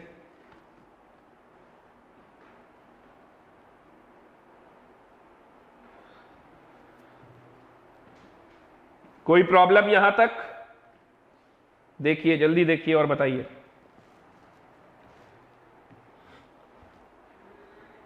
यहां तक कोई डाउट, कोई समस्या? बस ये चैप्टर फिनिश ही करना है आज, भले ही 10 मिनट ज्यादा लग जाए। No doubt. चलिए आगे बढ़ते हैं। Application of Le Chatelier's principle on physical equilibrium. मैंने आपसे कहा था फिजिकल इक्विलिब्रियम हम लोग लास्ट में देखेंगे। ओके, तो कुछ छोटे छोटे एग्जांपल्स हैं फिजिकल इक्विलिब्रियम को लेकर, इन पर भी हम लोग बात कर लेते हैं। फिजिकल इक्विलिब्रियम को लेकर सबसे पहला है मेल्टिंग ऑफ आइस। आइस को मेल्ट कर रहे हैं, यानी H2O सॉलिड से H2O लिक्विड बनाना चाहते हैं। ध्यान से सुनिएगा मेरी बात। फिजिकल इक्विलिब्रियम पे अब आ चुके हैं, पुराना वाला सब खत्म, ठीक है ना? हो गया ना सब प्रूफ। अब ये ली चैटलियर प्रिंसिपल थोड़ा एक बार जल्दी से रिवाइज कीजिएगा। पढ़ने में तो लंबा टाइम लगता है, लेकिन रिवाइज करने में आप चाहें तो इससे पहले एक पेज छोड़ भी दीजिए और उसमें आप समरी बना लीजिएगा, या ये भी पूरा पढ़ लीजिए application of Lee Chatelier principal. और ली चैटलियर प्रिंसिपल जब ये पूरा खत्म हो जाए ये टॉपिक भी, तो आप पूरी समरी बना लीजिएगा, क्या ऐड करने पर इक्विलिब्रियम किधर जाता है किधर नहीं जाता है, और इसके साथ साथ इक्विलिब्रियम कांस्टेंट की वैल्यू पे फर्क पड़ता है कि नहीं पड़ता है। जो कि मैंने आपको बताया वो सिर्फ temperature, mode of reaction, mode of representation या फिर स्टोइचियोमेट्रिक कोएफिशिएंट से ही पड़ता है और किसी से नहीं पड़ता। चलिए खैर, मेल्टिंग ऑफ आइस पे आते हैं। H2O सॉलिड, H2O लिक्विड, आप बता सकते हैं मुझे किधर का वॉल्यूम ज्यादा होगा किधर का वॉल्यूम कम होगा? किधर का वॉल्यूम ज्यादा होगा किधर का वॉल्यूम कम होगा, आप बता सकते हैं मुझे? दुनिया के सभी सॉलिड को जब मेल्ट करेंगे, लिक्विड बनाएंगे, तो लिक्विड का वॉल्यूम ज्यादा होगा और सॉलिड का वॉल्यूम कम होगा। लेकिन सिर्फ वाटर ही एक ऐसा है जहां पर H2O सॉलिड और H2O लिक्विड में अगर आप देखेंगे तो लिक्विड की तरफ, बाकी सब में क्या होता है, लिक्विड का वॉल्यूम ज्यादा होता है, यहां पर इसका लेस वॉल्यूम होगा, लेस वॉल्यूम। और H2O सॉलिड यानी आइस का वॉल्यूम ज्यादा होगा, मोर वॉल्यूम। मालूम है ऐसा क्यों होता है? This is called anomalous behaviour of water. मालूम है या नहीं आपको?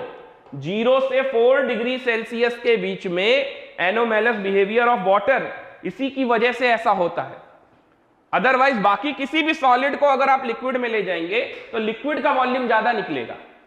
अब सोचिए, एक फॉर्मूला है डेंसिटी बराबर मास अपॉन वॉल्यूम। मान लीजिए आप फिक्स्ड मास को ही मेल्ट कर रहे हैं और मास को कंजर्व कर रहे हैं, तो अगर आपका वॉल्यूम ज्यादा है तो डेंसिटी क्या होगी? कम। वॉल्यूम ज्यादा है तो डेंसिटी क्या होगी? कम। आपको मालूम होगा कि आइस की डेंसिटी कम होती है, यहां पर इसकी डेंसिटी क्या होगी? कम, और इसकी डेंसिटी क्या होगी? ज्यादा। आइस से वाटर है ना, तो आइस की डेंसिटी कम होती है, तभी तो वो वाटर पे फ्लो करता है। Ice can float easily on water क्योंकि उसकी डेंसिटी कम है। ठीक है, डेंसिटी कम क्यों है? साथ साथ पैरेलल में चल रहा है ना केमिकल बॉन्डिंग। आने दीजिए केमिकल बॉन्डिंग 2, जब हाइड्रोजन बॉन्डिंग पढ़ाऊंगा तो उसमें और आगे बताऊंगा कि आखिर ऐसा क्या होता है। फिलहाल हम लोग एनामोलस बिहेवियर ऑफ वाटर की बात कर लेते हैं। 0 से 4 डिग्री सेल्सियस के बीच में ऐसा होता है। ठीक है, तो 0 से 4 डिग्री सेल्सियस पे क्या हो रहा होता है? 0 से 4 डिग्री सेल्सियस के बीच में क्या हो रहा होता है? ऐसा 0 से 4 डिग्री सेल्सियस के बीच में यहां पर जब H2O सॉलिड आप देखेंगे तो इसका वॉल्यूम ज्यादा होगा और इसका वॉल्यूम कम होगा, यानी आइस की डेंसिटी कम है और इसकी डेंसिटी ज्यादा है। ओके, अब आप इक्विलिब्रियम किधर शिफ्ट होगा चेंज करने से, इस बारे पे सोचिए। तो मेल्टिंग ऑफ आइस, ऑब्वियस सी बात है, सॉलिड से लिक्विड में लेकर जा रहे हैं, तो डेल्टा एच कैसा है, positive. It is an endothermic process. आप हीट करोगे, ऐसा तो नहीं है कि बर्फ को हीट करेंगे तो वो और बर्फ बनता चला जाए। ये तो यार अगर किसी को केमिस्ट्री का सी भी नहीं आता होगा तो वो भी बता देगा, है ना। तो अगर आप आइस को मेल्ट करोगे और हीट करोगे तो वो इक्विलिब्रियम किधर जाएगा, फॉरवर्ड। तो ये बात हमें समझ में भी आ रही है, टेम्परेचर बढ़ाने पर इक्विलिब्रियम किधर जाएगा, forward in any endothermic reaction. तो टेम्परेचर वाली बात आपसे पूछेगा भी नहीं, आपसे सिर्फ एक बात पूछेगा, क्या प्रेशर बढ़ाने पर क्या होगा। अगर मैं प्रेशर बढ़ा दूं तो क्या होगा। तो एक बात आप भी याद कर लीजिए बहुत अच्छे से, फिजिकल इक्विलिब्रियम, प्रेशर बढ़ाने पर हमेशा इक्विलिब्रियम उधर शिफ्ट करेगा जिधर वॉल्यूम कम है।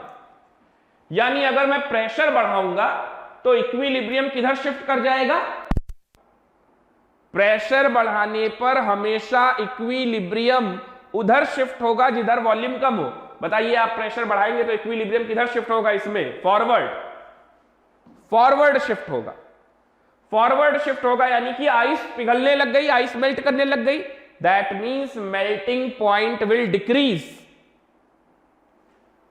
मेल्टिंग पॉइंट डिक्रीज होने लगा क्योंकि वो पिघल रहा है आइस। ठीक है, ये पॉइंट नोट कर लीजिए। आइस वाटर सिस्टम समझ में आ गया, एनोमोलस बिहेवियर ऑफ वाटर। अभी क्लियर है। एग्जाम्पल के तौर पे इस बात को और समझने के लिए मैंने आपको बताया, कश्मीर जाइए, वहां डल झील है और सर्दियों के टाइम पे जब टेम्परेचर बहुत कम होता है, सूरज की किरणें नहीं निकलती हैं वहां पर, तो वो डल झील जम जाती है, ऊपर की लेयर पूरी जम जाती है और उसमें कई लोग स्केटिंग करते हैं, है ना। तो अगर वो पूरी जम जाएगी तो क्या होगा, एक्वेटिक एनिमल्स का क्या होगा, वो मर जाएंगे क्या, नीचे वाले, क्योंकि वो तो जम गया है पूरा, है ना। एंट्रोपी तो जीरो हो गई, एक तरीके से खत्म हो गई, अब तो रेंडमनेस तो है ही नहीं, तो मर जाएंगे क्या, ऐसा कुछ होगा। तो कुछ भी ऐसा नहीं होने वाला है। ऊपर की कुछ लेयर, एक लेयर ही ऐसी रही होगी, है ना, जो कि वो जम गई है, आइस में कन्वर्ट हो गई है, नीचे पूरा पानी है। आप लोगों ने हॉलीवुड की कई सारी मूवीज में भी ये सब देखा होगा, नीचे पानी है, ऊपर बर्फ जमा हुआ है ना। तो ये चमत्कार कैसे हो रहा है, आप सोचिए। ऊपर की तरफ का टेम्परेचर क्या है, ज्यादा होगा, नीचे की तरफ का टेम्परेचर क्या है, कम है। तो यार ऊपर तो पिघलना चाहिए, जमना तो नीचे से चालू होना चाहिए, लेकिन जमता तो ऊपर से है। एनामोलस बिहेवियर ऑफ वाटर, 0 से 4 डिग्री सेल्सियस। अभी समझ में आ गया। चलिए आगे बढ़ते हैं, मेल्टिंग ऑफ सल्फर पे बात करते हैं। मेल्टिंग ऑफ सल्फर, आइस को छोड़कर बाकी सभी में लिक्विड का वॉल्यूम ज्यादा है और सॉलिड का वॉल्यूम कम है। बाकी सभी में, किसी को भी, सल्फर ही नहीं कोई और भी ले आओ, लिक्विड का वॉल्यूम ज्यादा और सॉलिड का वॉल्यूम कम। इसका मतलब जिसका वॉल्यूम कम उसकी डेंसिटी ज्यादा और इसकी डेंसिटी कम। अब आप सोचिए, अगर आप टेम्परेचर बढ़ाएंगे तो मेल्ट करना चालू कर देगा, यानी इक्विलिब्रियम किधर जाएगा, फॉरवर्ड। तो टेम्परेचर बढ़ाने पर इक्विलिब्रियम किधर जाएगा, इक्विलिब्रियम फॉरवर्ड शिफ्ट होगा। बहुत सिंपल सी बात है, ये कभी पूछा भी नहीं जाएगा, इतना सिंपल है। पूछा क्या जाएगा, इफेक्ट ऑफ प्रेशर। प्रेशर बढ़ाएंगे तो किधर जाएगा इक्विलिब्रियम। अब की बार लेस वॉल्यूम किधर है, इधर। तो प्रेशर बढ़ाने पर इक्विलिब्रियम किधर जाएगा, लेफ्ट में जाएगा। प्रेशर बढ़ाने पर इक्विलिब्रियम लेफ्ट में जाएगा। तो इसका मतलब सल्फर का मेल्ट होना रुक गया, कम हो रहा है, यानी melting point increases, melting point increases. बस नोट कर लीजिए इसे, मेल्टिंग पॉइंट इंक्रीजेस। क्लियर हुआ? अभी कोई डाउट? मेल्टिंग ऑफ सल्फर को लेकर कोई डाउट? जल्दी देखिए और बताइए। 10 मिनट और लगेगा, ये चैप्टर पूरा फिनिश हो जाएगा।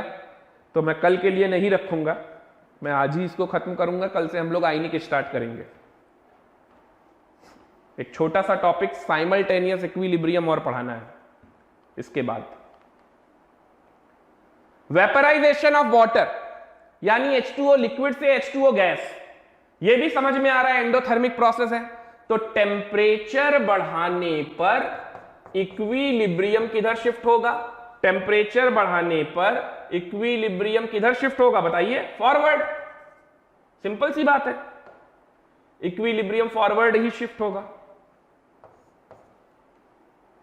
है ना। लेकिन हम बात करने वाले हैं अब प्रेशर की। तो अब H2O लिक्विड से गैस की तरफ आ गया, यानी टेम्परेचर तो 100 पे आ गया होगा, 100 या उससे ऊपर। तो अब किधर वॉल्यूम ज्यादा होगा? तो इधर ही वॉल्यूम ज्यादा होगा, मोर वॉल्यूम, और इधर less volume, more volume less volume. Endothermic process है। तो rise in temperature favour the vaporisation, on the other hand increase of pressure, pressure अगर बढ़ाएंगे तो इक्विलिब्रियम किधर शिफ्ट होगा? Where the volume is less, और लेस वॉल्यूम किधर है? इधर। तो इसका मतलब इक्विलिब्रियम शिफ्ट होगा बैकवर्ड डायरेक्शन में, यानी वाटर वेपराइज नहीं होगा, water can not be converted into vapour, that means boiling point increases, that means boiling point increases. जल्दी से छापिए, boiling point increases, equilibrium backward चला जाएगा प्रेशर बढ़ाने पर। इक्विलिब्रियम हमेशा उधर ही जाएगा जिधर वॉल्यूम कम है प्रेशर बढ़ाने पर। फिजिकल इक्विलिब्रियम में याद रहे, ये सब तब फंडे लग रहे हैं, प्रेशर बढ़ाने पर इक्विलिब्रियम उधर जाएगा जिधर वॉल्यूम कम हो। ये फंडा किसमें लगाना है? जब फेस बदल रहा हो, सब्सटेंस सेम है, फेस बदल रहा है, नो डाउट। ओके, चलिए आगे बढ़ते हैं। तीसरा एग्जाम्पल ये था, कंप्लीट हो गया। चौथे एग्जाम्पल में आते हैं, डायमंड का फॉर्मेशन। ग्रेफाइट से डायमंड, ये भी बड़ा पॉपुलर क्वेश्चन है, ये भी आपसे पूछा जाएगा। ग्रेफाइट और डायमंड के बीच में डिफरेंस सीखते हैं। चलिए, तो कार्बन ग्रेफाइट से कार्बन डायमंड, ये इक्विलिब्रियम मेंटेन है। ये एनसीईआरटी का डेटा मैंने लिखा है। डेंसिटी ग्रेफाइट की होती है 2.26 ग्राम पर सीसी, और डायमंड की डेंसिटी ज्यादा होती है, 3.51 ग्राम पर सीसी होती है। तो अब बताइए, इसकी डेंसिटी ज्यादा है तो वॉल्यूम क्या होगा? इसका डेंसिटी कम है तो वॉल्यूम क्या होगा? मोर। और यहां डेंसिटी ज्यादा है तो वॉल्यूम क्या होगा? लेस, वॉल्यूम लेस होगा। अब आपको समझ में आ गया होगा। प्रेशर बढ़ाओगे तो इक्विलिब्रियम किधर जाएगा? फॉरवर्ड। समझ गए? On increasing pressure equilibrium shift in forward direction. Process कैसा है? एंडोथर्मिक। अगर ये प्रोसेस एंडोथर्मिक है तो टेम्परेचर बढ़ाने पर भी इक्विलिब्रियम किधर जाएगा? फॉरवर्ड। लेकिन याद रखना, एग्जाम में कहीं ये पलट के ना दे दिया जाए, कार्बन डायमंड लेफ्ट पे हो और ग्रेफाइट राइट में हो तो डेल्टा एच का साइन भी बदल जाएगा, वो नेगेटिव हो जाएगा। ये बात जरूर ध्यान रखिएगा। On increasing temperature equilibrium shift in forward direction. बस नोट कर लीजिए, ये खत्म हुआ अपना फिजिकल इक्विलिब्रियम। ली चैटलियर प्रिंसिपल का एप्लीकेशन पार्ट फिजिकल इक्विलिब्रियम पे कैसे देखना था, ये हम लोग कंप्लीट कर चुके। अब आप लोगों को एक टेबल ड्रॉ करनी है। तो अपनी कॉपी, अपने नोटबुक के 2 पेजेस को एक साथ कर लीजिए और उसमें टेबल बनाइए, या अपने नोटबुक को लैंडस्केप में कन्वर्ट कर लीजिए और फिर टेबल बनाइए। तो टेबल क्या है, चलिए देखते हैं। चलिए एक पहले छोटा सा सवाल, एक छोटा सा सवाल सॉल्व कर दीजिए, बहुत सिंपल सा है। बताइए, decrease in pressure of the following equilibria. H2O solid से H2O लिक्विड, अगर हम प्रेशर घटाएंगे तो क्या होगा? आपने प्रेशर बढ़ाने पे देखा था, प्रेशर बढ़ाने पर क्या हुआ था? इक्विलिब्रियम कहां गया था? मैं नहीं बताऊंगा, आप ही लोग बताइए।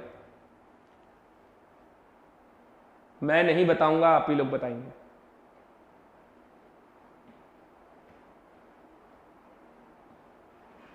इसका करेक्ट आंसर क्या है बताइए?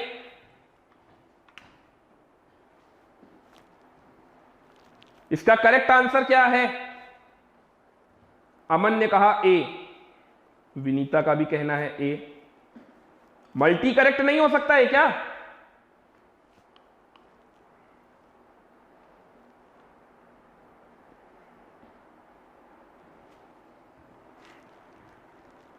जल्दी जल्दी बताइए, आंसर क्या होगा इसका करेक्ट आंसर?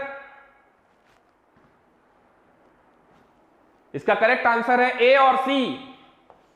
ए और सी। ऐसा क्यों? देखिए, H2O लिक्विड, H2O सॉलिड, तो किसका वॉल्यूम ज्यादा है? H2O सॉलिड का, और लिक्विड का वॉल्यूम कम। प्रेशर बढ़ाने पर इक्विलिब्रियम किधर गया था? फॉरवर्ड। तो घटाने पर किधर जाएगा इक्विलिब्रियम? बैकवर्ड। बैकवर्ड जाएगा तो formation of more H2O solid. और अगर ऐसा हुआ तो मेल्टिंग पॉइंट इसका क्या होगा? इंक्रीज की डिक्रीज? इंक्रीज, क्योंकि नहीं पिघल रहा है, तो मेल्टिंग पॉइंट इंक्रीजेस। तो इसका करेक्ट आंसर है ए एंड सी। इसका करेक्ट आंसर है ए एंड सी। क्लियर हुआ? चलिए टेबल बनाइए। ये बनानी है टेबल, ये रिएक्शंस हैं, सब कुछ आपको फिल करना है।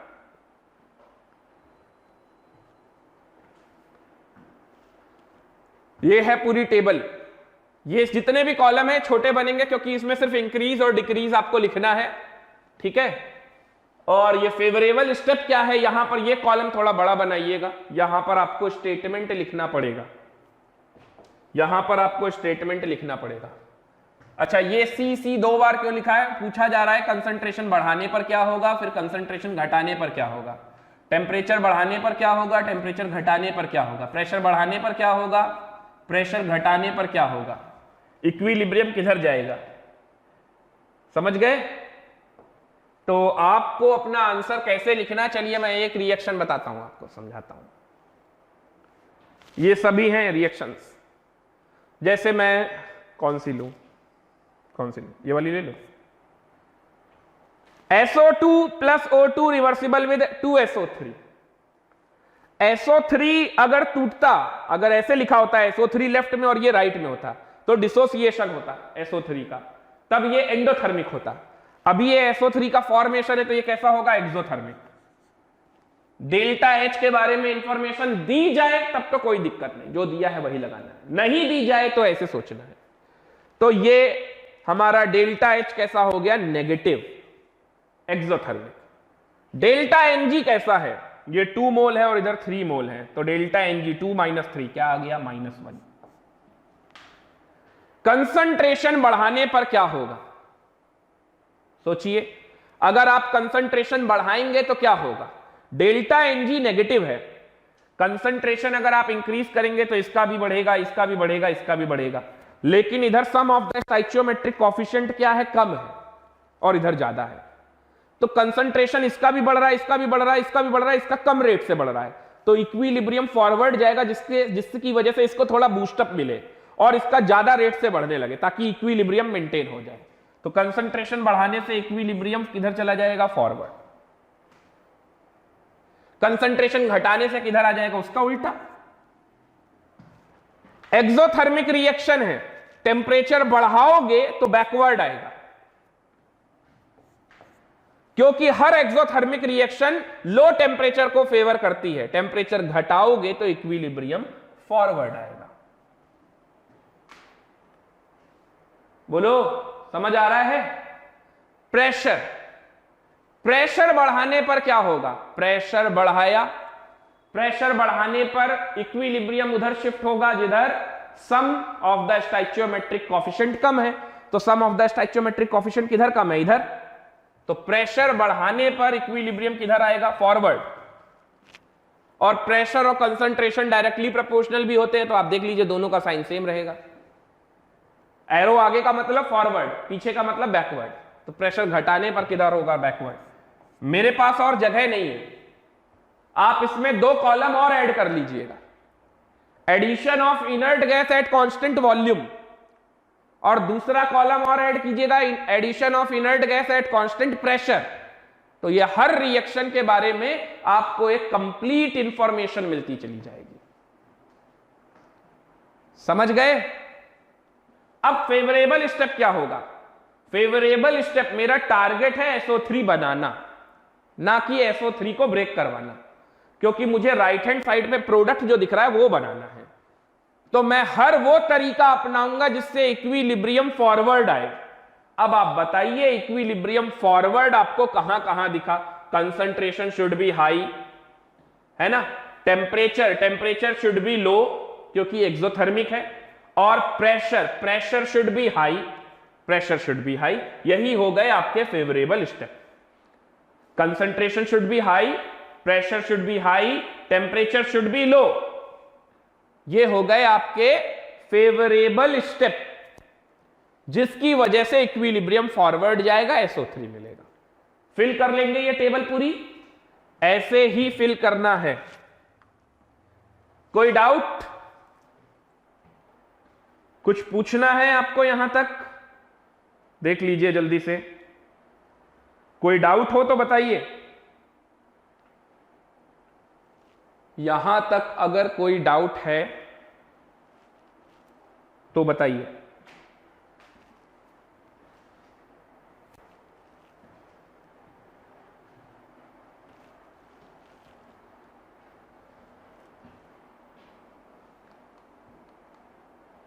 Simultaneous equilibrium, last topic, simultaneous equilibrium.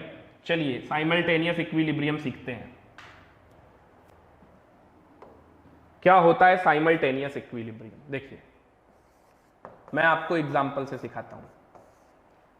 Simultaneous equilibrium का मतलब दो रिवर्सिबल रिएक्शन एक साथ हो रही हैं एक ही कंटेनर में, तो दोनों का वॉल्यूम क्या होगा? सेम। दोनों के लिए वॉल्यूम क्या होगा? Same.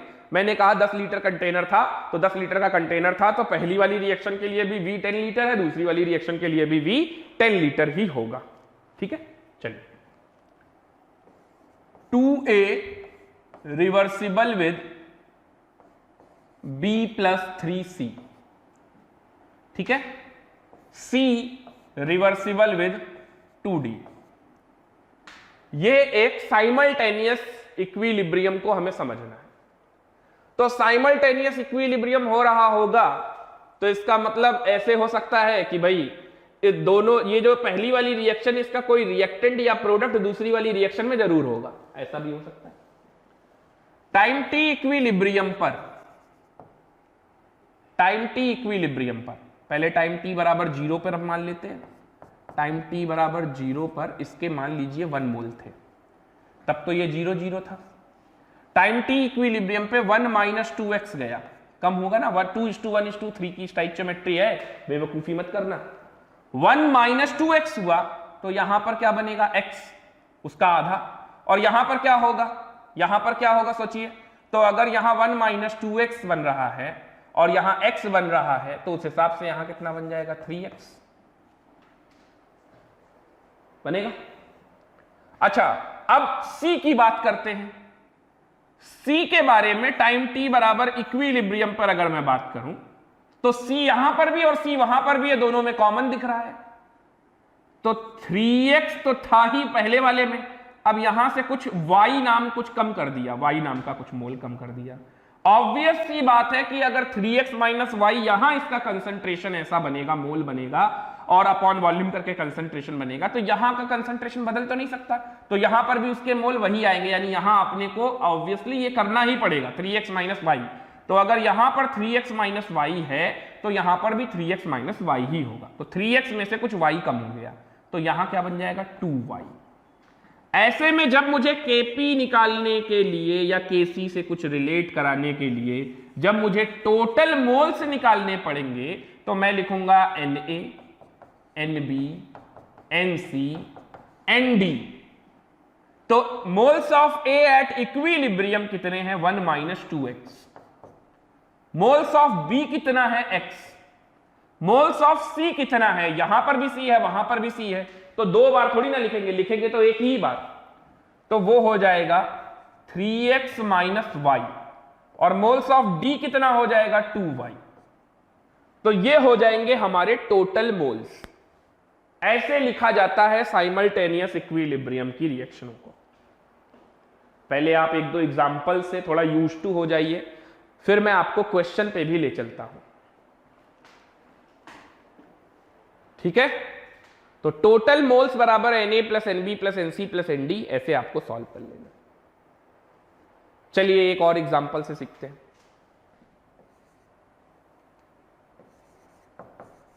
Example number 2, A plus 2B reversible with 3C plus 4D, ठीक है। 2b, या 2b नहीं लेते, कुछ चेंज करते हैं।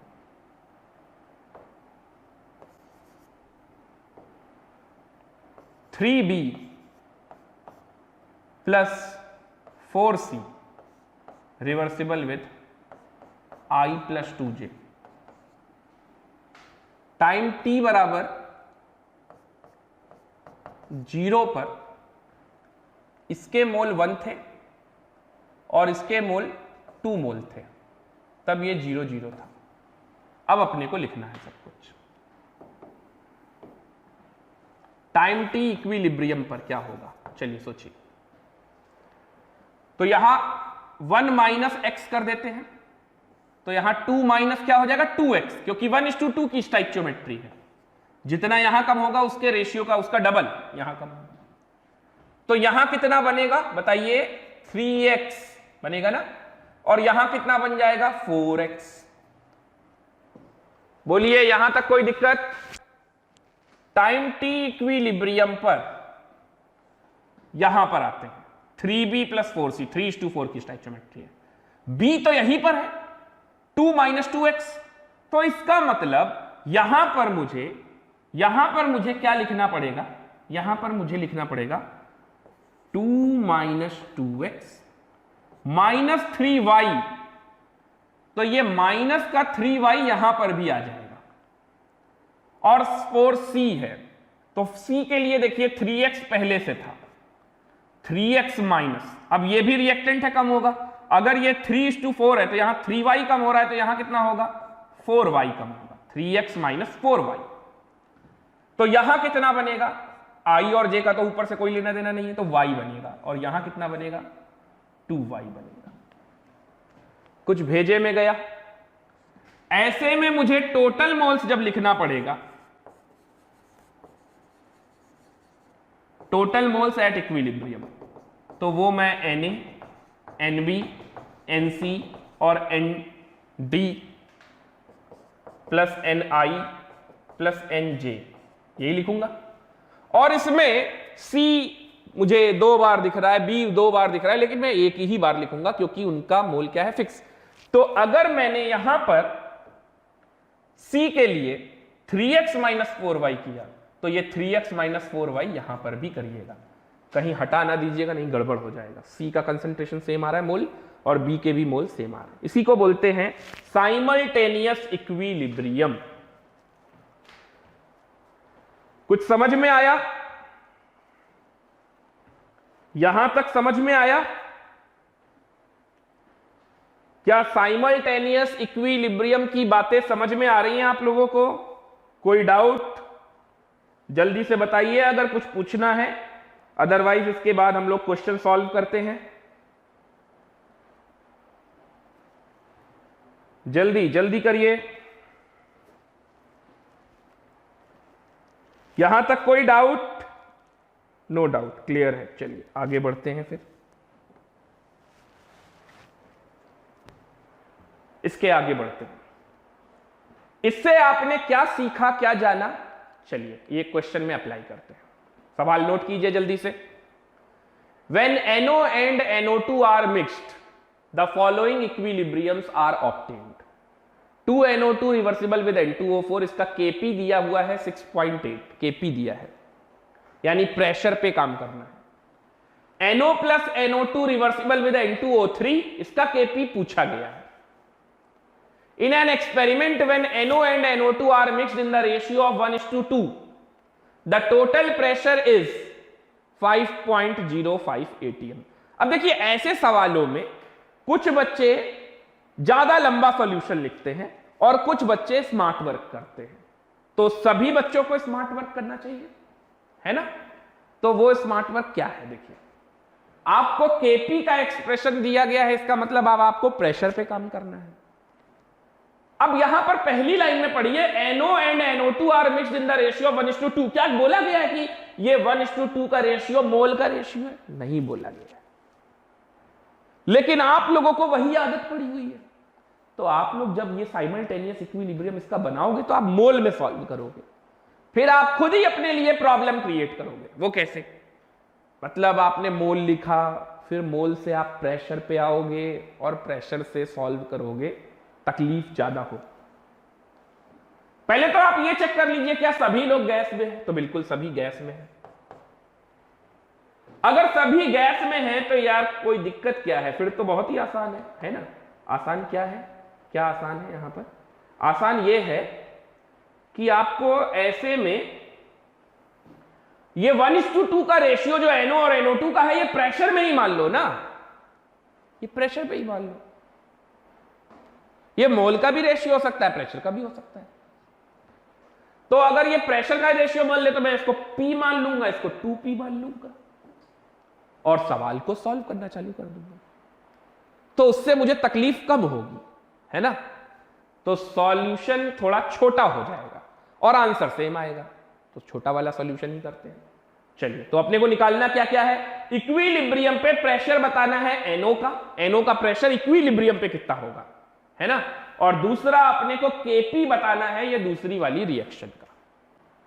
सवाल जल्दी से देखिए और सॉल्व करना चालू कर दीजिए, जैसे सिखाया है वैसे ही सॉल्व कीजिए। मोल में मत सॉल्व कीजिए, नहीं तो लंबा जाएगा सॉल्यूशन बहुत, और वेरिएबल भी बढ़ेंगे तो आप ही को तकलीफ है। इसको सीधा प्रेशर पे सॉल्व कीजिए। तो 2NO2 गया N2O4 में, 2NO2 गया N2O4 में, ठीक है। सॉल्यूशन में लिखिए 2NO2 किस में गया? N2O4 में, ठीक है। और दूसरी रिएक्शन क्या है? दूसरी रिएक्शन क्या है? NO और NO2 मिलकर N2O3 बनाता है। NO और NO2 मिलकर NO गैस और NO2 मिलकर N2O3 बनाता है। इस वाले का Kp मुझे दिया हुआ है 6.8 और इसका Kp मुझे फाइंड आउट करना है। इसके साथ साथ मुझे P टोटल दिया गया है 5.05 ATM, P total 5.05 ATM P, ठीक है। और पार्शियल प्रेशर ऑफ N2O4 कितना दिया गया है? 1.4 ATM। Partial pressure of N2O4 ये दिया है 1.7 ATM। 1.4 है कि 7 है? चेक कीजिए, 7 है, ठीक है। पार्शियल प्रेशर ऑफ NO पूछा गया है, partial pressure of NO find out करना है, और दूसरी वाली इक्वेशन का Kp। चलिए काम पे लगते हैं। 1:2 का रेशियो है, तो लेट कर लेते हैं। यहां पर हम लेट कर लेते हैं। Let pressure of NO, NO का प्रेशर कितना है? P। तो प्रेशर ऑफ NO2, NO और NO2 बोला गया है ना 1:2 के रेशियो में, तो ये कितना हो गया? 2P। P 1:2 दिया है ना, तो ये 1:2 दिया है, तो P और 2P हो गया। आप कहोगे यार NO का पूछा गया तो आ गया P, क्या यही है? नहीं, ये तो एट टाइम t बराबर 0 है, एट टाइम t बराबर 0 है। सॉल्व करते जाइएगा, जिनका आंसर आ गया हो वो आंसर मैच भी कर लीजिएगा।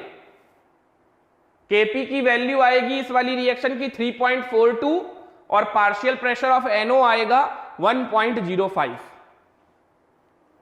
ठीक है। लेकिन आएगा कैसे ये भी तो सोचना है।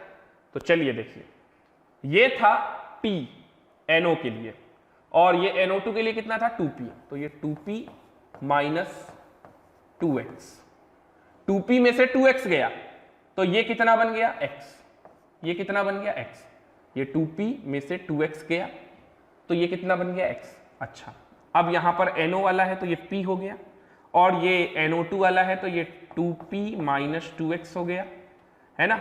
अब NO और NO2 मिलकर N2O3 बनाते हैं, तो यहां पर माइनस y है ना, P माइनस y, और ये NO के लिए कितना था? 2P minus 2x minus y। यहां पर भी 1:1 है, तो यहां क्या बन जाएगा? y। अच्छा, शराफत के साथ क्या करना है अपने को? यहां पर भी y लिख देना है, यहां पर भी अपने को क्या लिख देना है? NO2 के लिए कंसंट्रेशन, मोल सेम रहेगा, प्रेशर मोल तो बात ही नहीं कर रहे, अब तो प्रेशर पे बात कर रहे हैं, है ना, क्योंकि ये P है 2P है। तो अगर यहां पर 2P माइनस 2x हुआ तो यहाँ x बना, तो यहाँ p माइनस वाई हुआ, तो यहाँ पर 2p माइनस 2x में से y कम और हो गया, तो यहाँ पर भी माइनस वाई ही दिखेगा। अब यहाँ 2y ना कर दीजिएगा, क्योंकि यहाँ के स्टोइचियोमेट्रिक कोएफिशिएंट की वजह से आपने 2x कम किया। ये जो y कम कर रहे हैं वो आप यहाँ के स्टोइचियोमेट्रिक कोएफिशिएंट की वजह से कर रहे हैं, और ये आ गया। चेक कीजिए जल्दी से, सब सही लिखा है। NO के लिए 2p minus 2x minus Y, 2p minus 2x minus Y, p के लिए NO के लिए p माइनस वाई। ओके, अब आपको क्या गिवन है? Partial pressure of N2O4 at equilibrium 1.7 है। अच्छा, ये हमने टाइम t बराबर इक्विलिब्रियम पे लिखा, ये भी हमने टाइम t बराबर इक्विलिब्रियम पे लिखा। हमसे जो पहले पार्ट में पूछा जा रहा है पार्शियल प्रेशर ऑफ NO, यानी हमसे पूछा जा रहा है p माइनस वाई की वैल्यू। तो देखिए हमने x तो निकाल लिया, x तो अपने को गिवन है, x बराबर 1.7, ये गिवन है। हिंट में दे रहा हूं, x बराबर क्या है? 1.7, ये मुझे गिवन है। ठीक है, चलिए यहां पर लगाते हैं वैल्यू। Kp बराबर कितना होगा? 1.7 प्रोडक्ट का pressure divided by 2p minus 2x minus Y, तो x आ गया है 1.7, तो ये कितना बन जाएगा? 2p माइनस 3.4 माइनस वाई, यही बनेगा। तो ये हो गया 2p माइनस 3.4 माइनस वाई का whole square. This is equal to 6.8। देख लीजिए भाई, कोई दिक्कत तो नहीं है। N2O4 का पार्शियल प्रेशर गिवन है अपॉन NO2 का पार्शियल प्रेशर का square is equal to 6.8 kP। अब मैं क्या करने वाला हूं, यहां पर मैं लिखने वाला हूं 2p minus 3.4 minus Y is equal to, ये क्या हो जाएगा? 1.7 डिवाइडेड बाय 6.8 का रूट, 17 4 जा 68, तो ये कट जाएगा और ये आ जाएगा 1/4।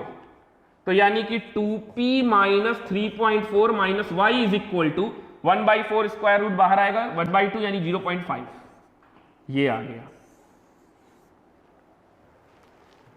तो 2p minus Y, 2p minus Y, ये 3.4 उधर ले जाओ, तो ये कितना हो जाएगा? 3.9। p और y में एक रिलेशन आ गया और x का पता लग चुका है। अब देखिए वेरिएबल कम होते जा रहे हैं, x पता लग चुका है, p और y में रिलेशन आ चुका है। 2p minus Y is equal to 3.9। भेजे में जा रहा है सभी के। अच्छा सवाल है साइमल्टेनियस इक्विलिब्रियम का, मेरे लगाने के बाद आप खुद से बिना सॉल्यूशन देखे भी लगाइएगा। अब आइए आप दूसरे वाले इक्वेशन में। अच्छा, दूसरे वाले इक्वेशन में तो Kp भी नहीं पता है, y भी नहीं पता है और p भी नहीं पता, एक रिलेशन तो मालूम है। p माइनस वाई का, p और y के बीच में एक रिलेशन बन गया, एक और मिल जाए तो सॉल्व हो जाएगा। अच्छा, टोटल प्रेशर तो दिया हुआ है 5.05, तो लगाइए p टोटल किसके बराबर होगा? लिखिए, partial pressure of NO2 plus partial pressure of N2O4 plus partial pressure of NO plus partial pressure of N2O3, यही तो होगा। NO2 दो बार ना लिखिएगा, NO2 भी आ गया, N2O4 भी आ गया, NO भी आ गया और N2O3 भी आ गया। तो ये पार्शियल प्रेशर क्या है? NO2 का है 2p minus 3.4 minus Y, 2p minus 2p minus 3.4 minus Y, ये NO2 का है। NO का कितना है? 1.7 प्लस 1.7, सॉरी N2O4 का लिखना था, हाँ N2O4 का। NO का कितना है? p minus Y plus p minus Y, और N2O3 का कितना है? y। ये देखिए वैल्यू सब सही पुट हुई है।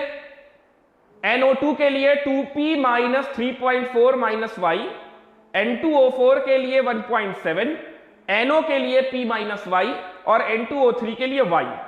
तो y और y कैंसिल हो गया और ये बन गया 2y minus 3.4, 2y, sorry 2y नहीं 2p है, ये इसको सही कीजिए,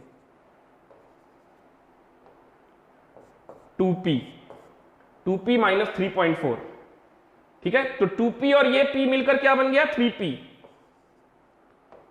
ये हो गया 3p, 2p और ये p 3p हो गया, ठीक है। माइनस का 3.4 प्लस का 1.7, ये क्या हो गया, ये हो गया माइनस का 1.7। ओके, ये भी सॉल्व हो गया। और minus Y is equal to 5.05, सही है।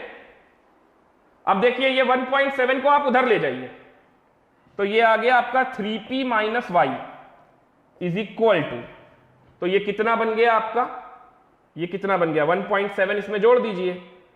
तो 1.7 अगर आप इसमें जोड़ देंगे तो ये बन गया आपका 6.75। सही करा है, चेक कीजिए जल्दी से इसको, इसमें कोई दिक्कत तो नहीं है।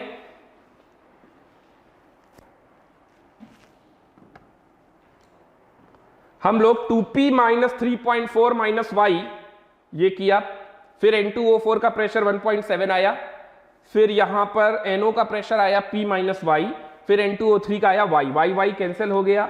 इसके बाद हमारा ये 2p और p मिलकर 3p बन गया, माइनस का 3.4 प्लस का 1.7 माइनस का 1.7 minus y is equal to 5.05। अब 5.05 प्लस 1.7, तो ये इधर बन गया हमारा 6.75। ओके, क्लियर है, 6.75। तो यहां से हमें दो इक्वेशन, दो अननोन मिल गए, दो इक्वेशन, दो अननोन मिल गए। ठीक है, इन दो इक्वेशन, दो अननोन को सॉल्व कर लेंगे। बताइए और कुछ किया जा सकता है, और कुछ किया जा सकता है क्या? यहीं पर रख देते वैल्यू, 2p माइनस वाई की वैल्यू यहीं पर रख देते 3.9, तो और जल्दी सॉल्व हो जाता। तो ये सब लफड़ा करने की जरूरत ही नहीं पड़ती, यहीं पर कर दीजिए, बल्कि है ना, ज्यादा अच्छा है। वो क्या, देखिए इधर, इधर देखिए आप,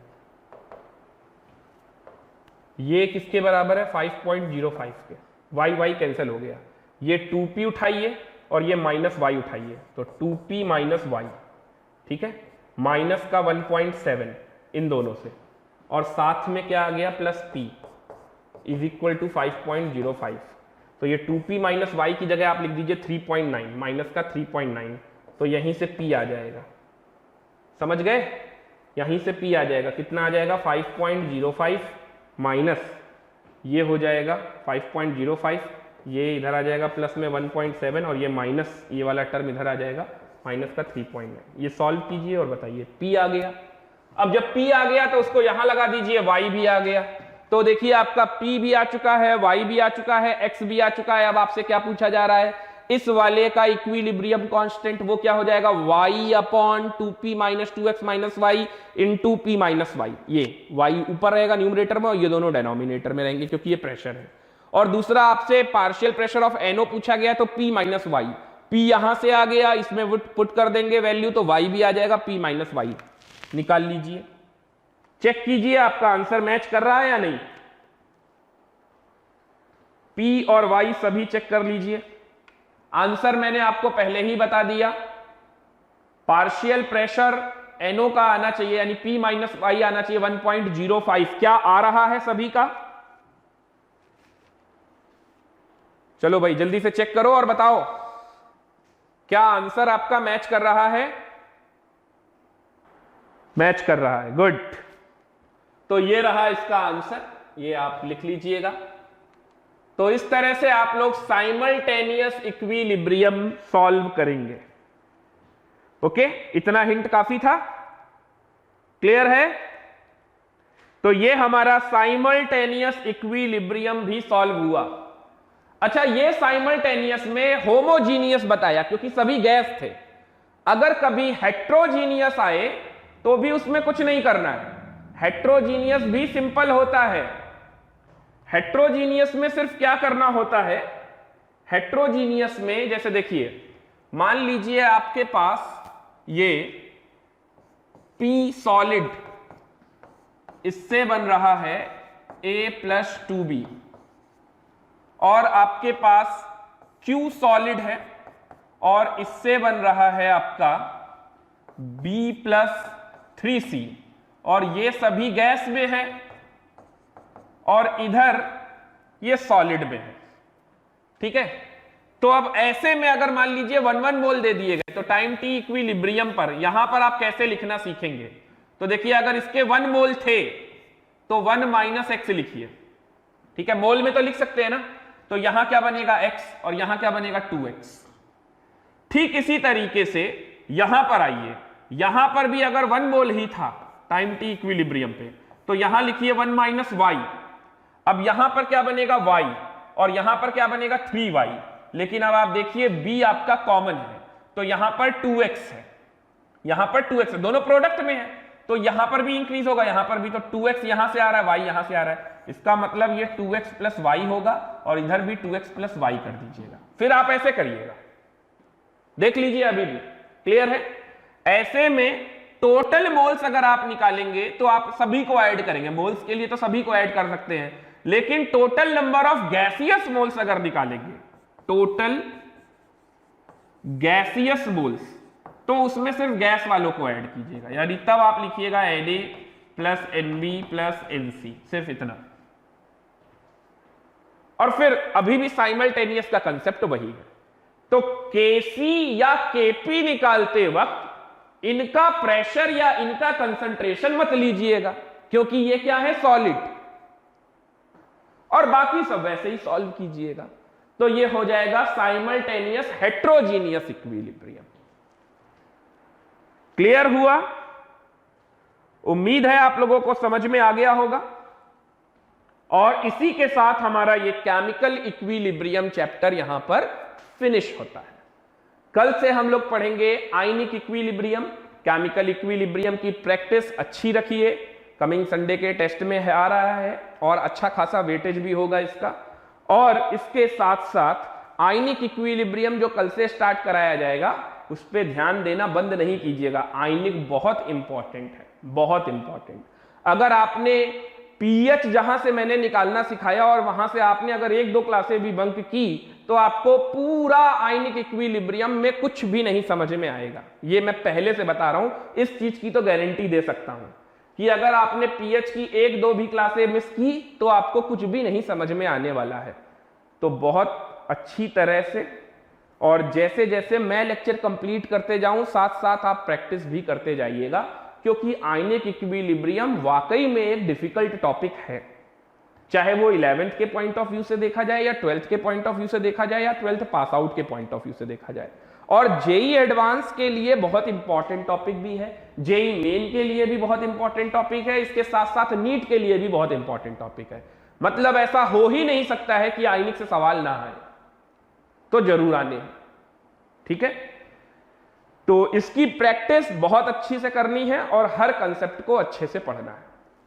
तो आज का लेक्चर यहीं पे फिनिश करते हैं। तब तक के लिए good bye to all of you, have a nice day, bye bye.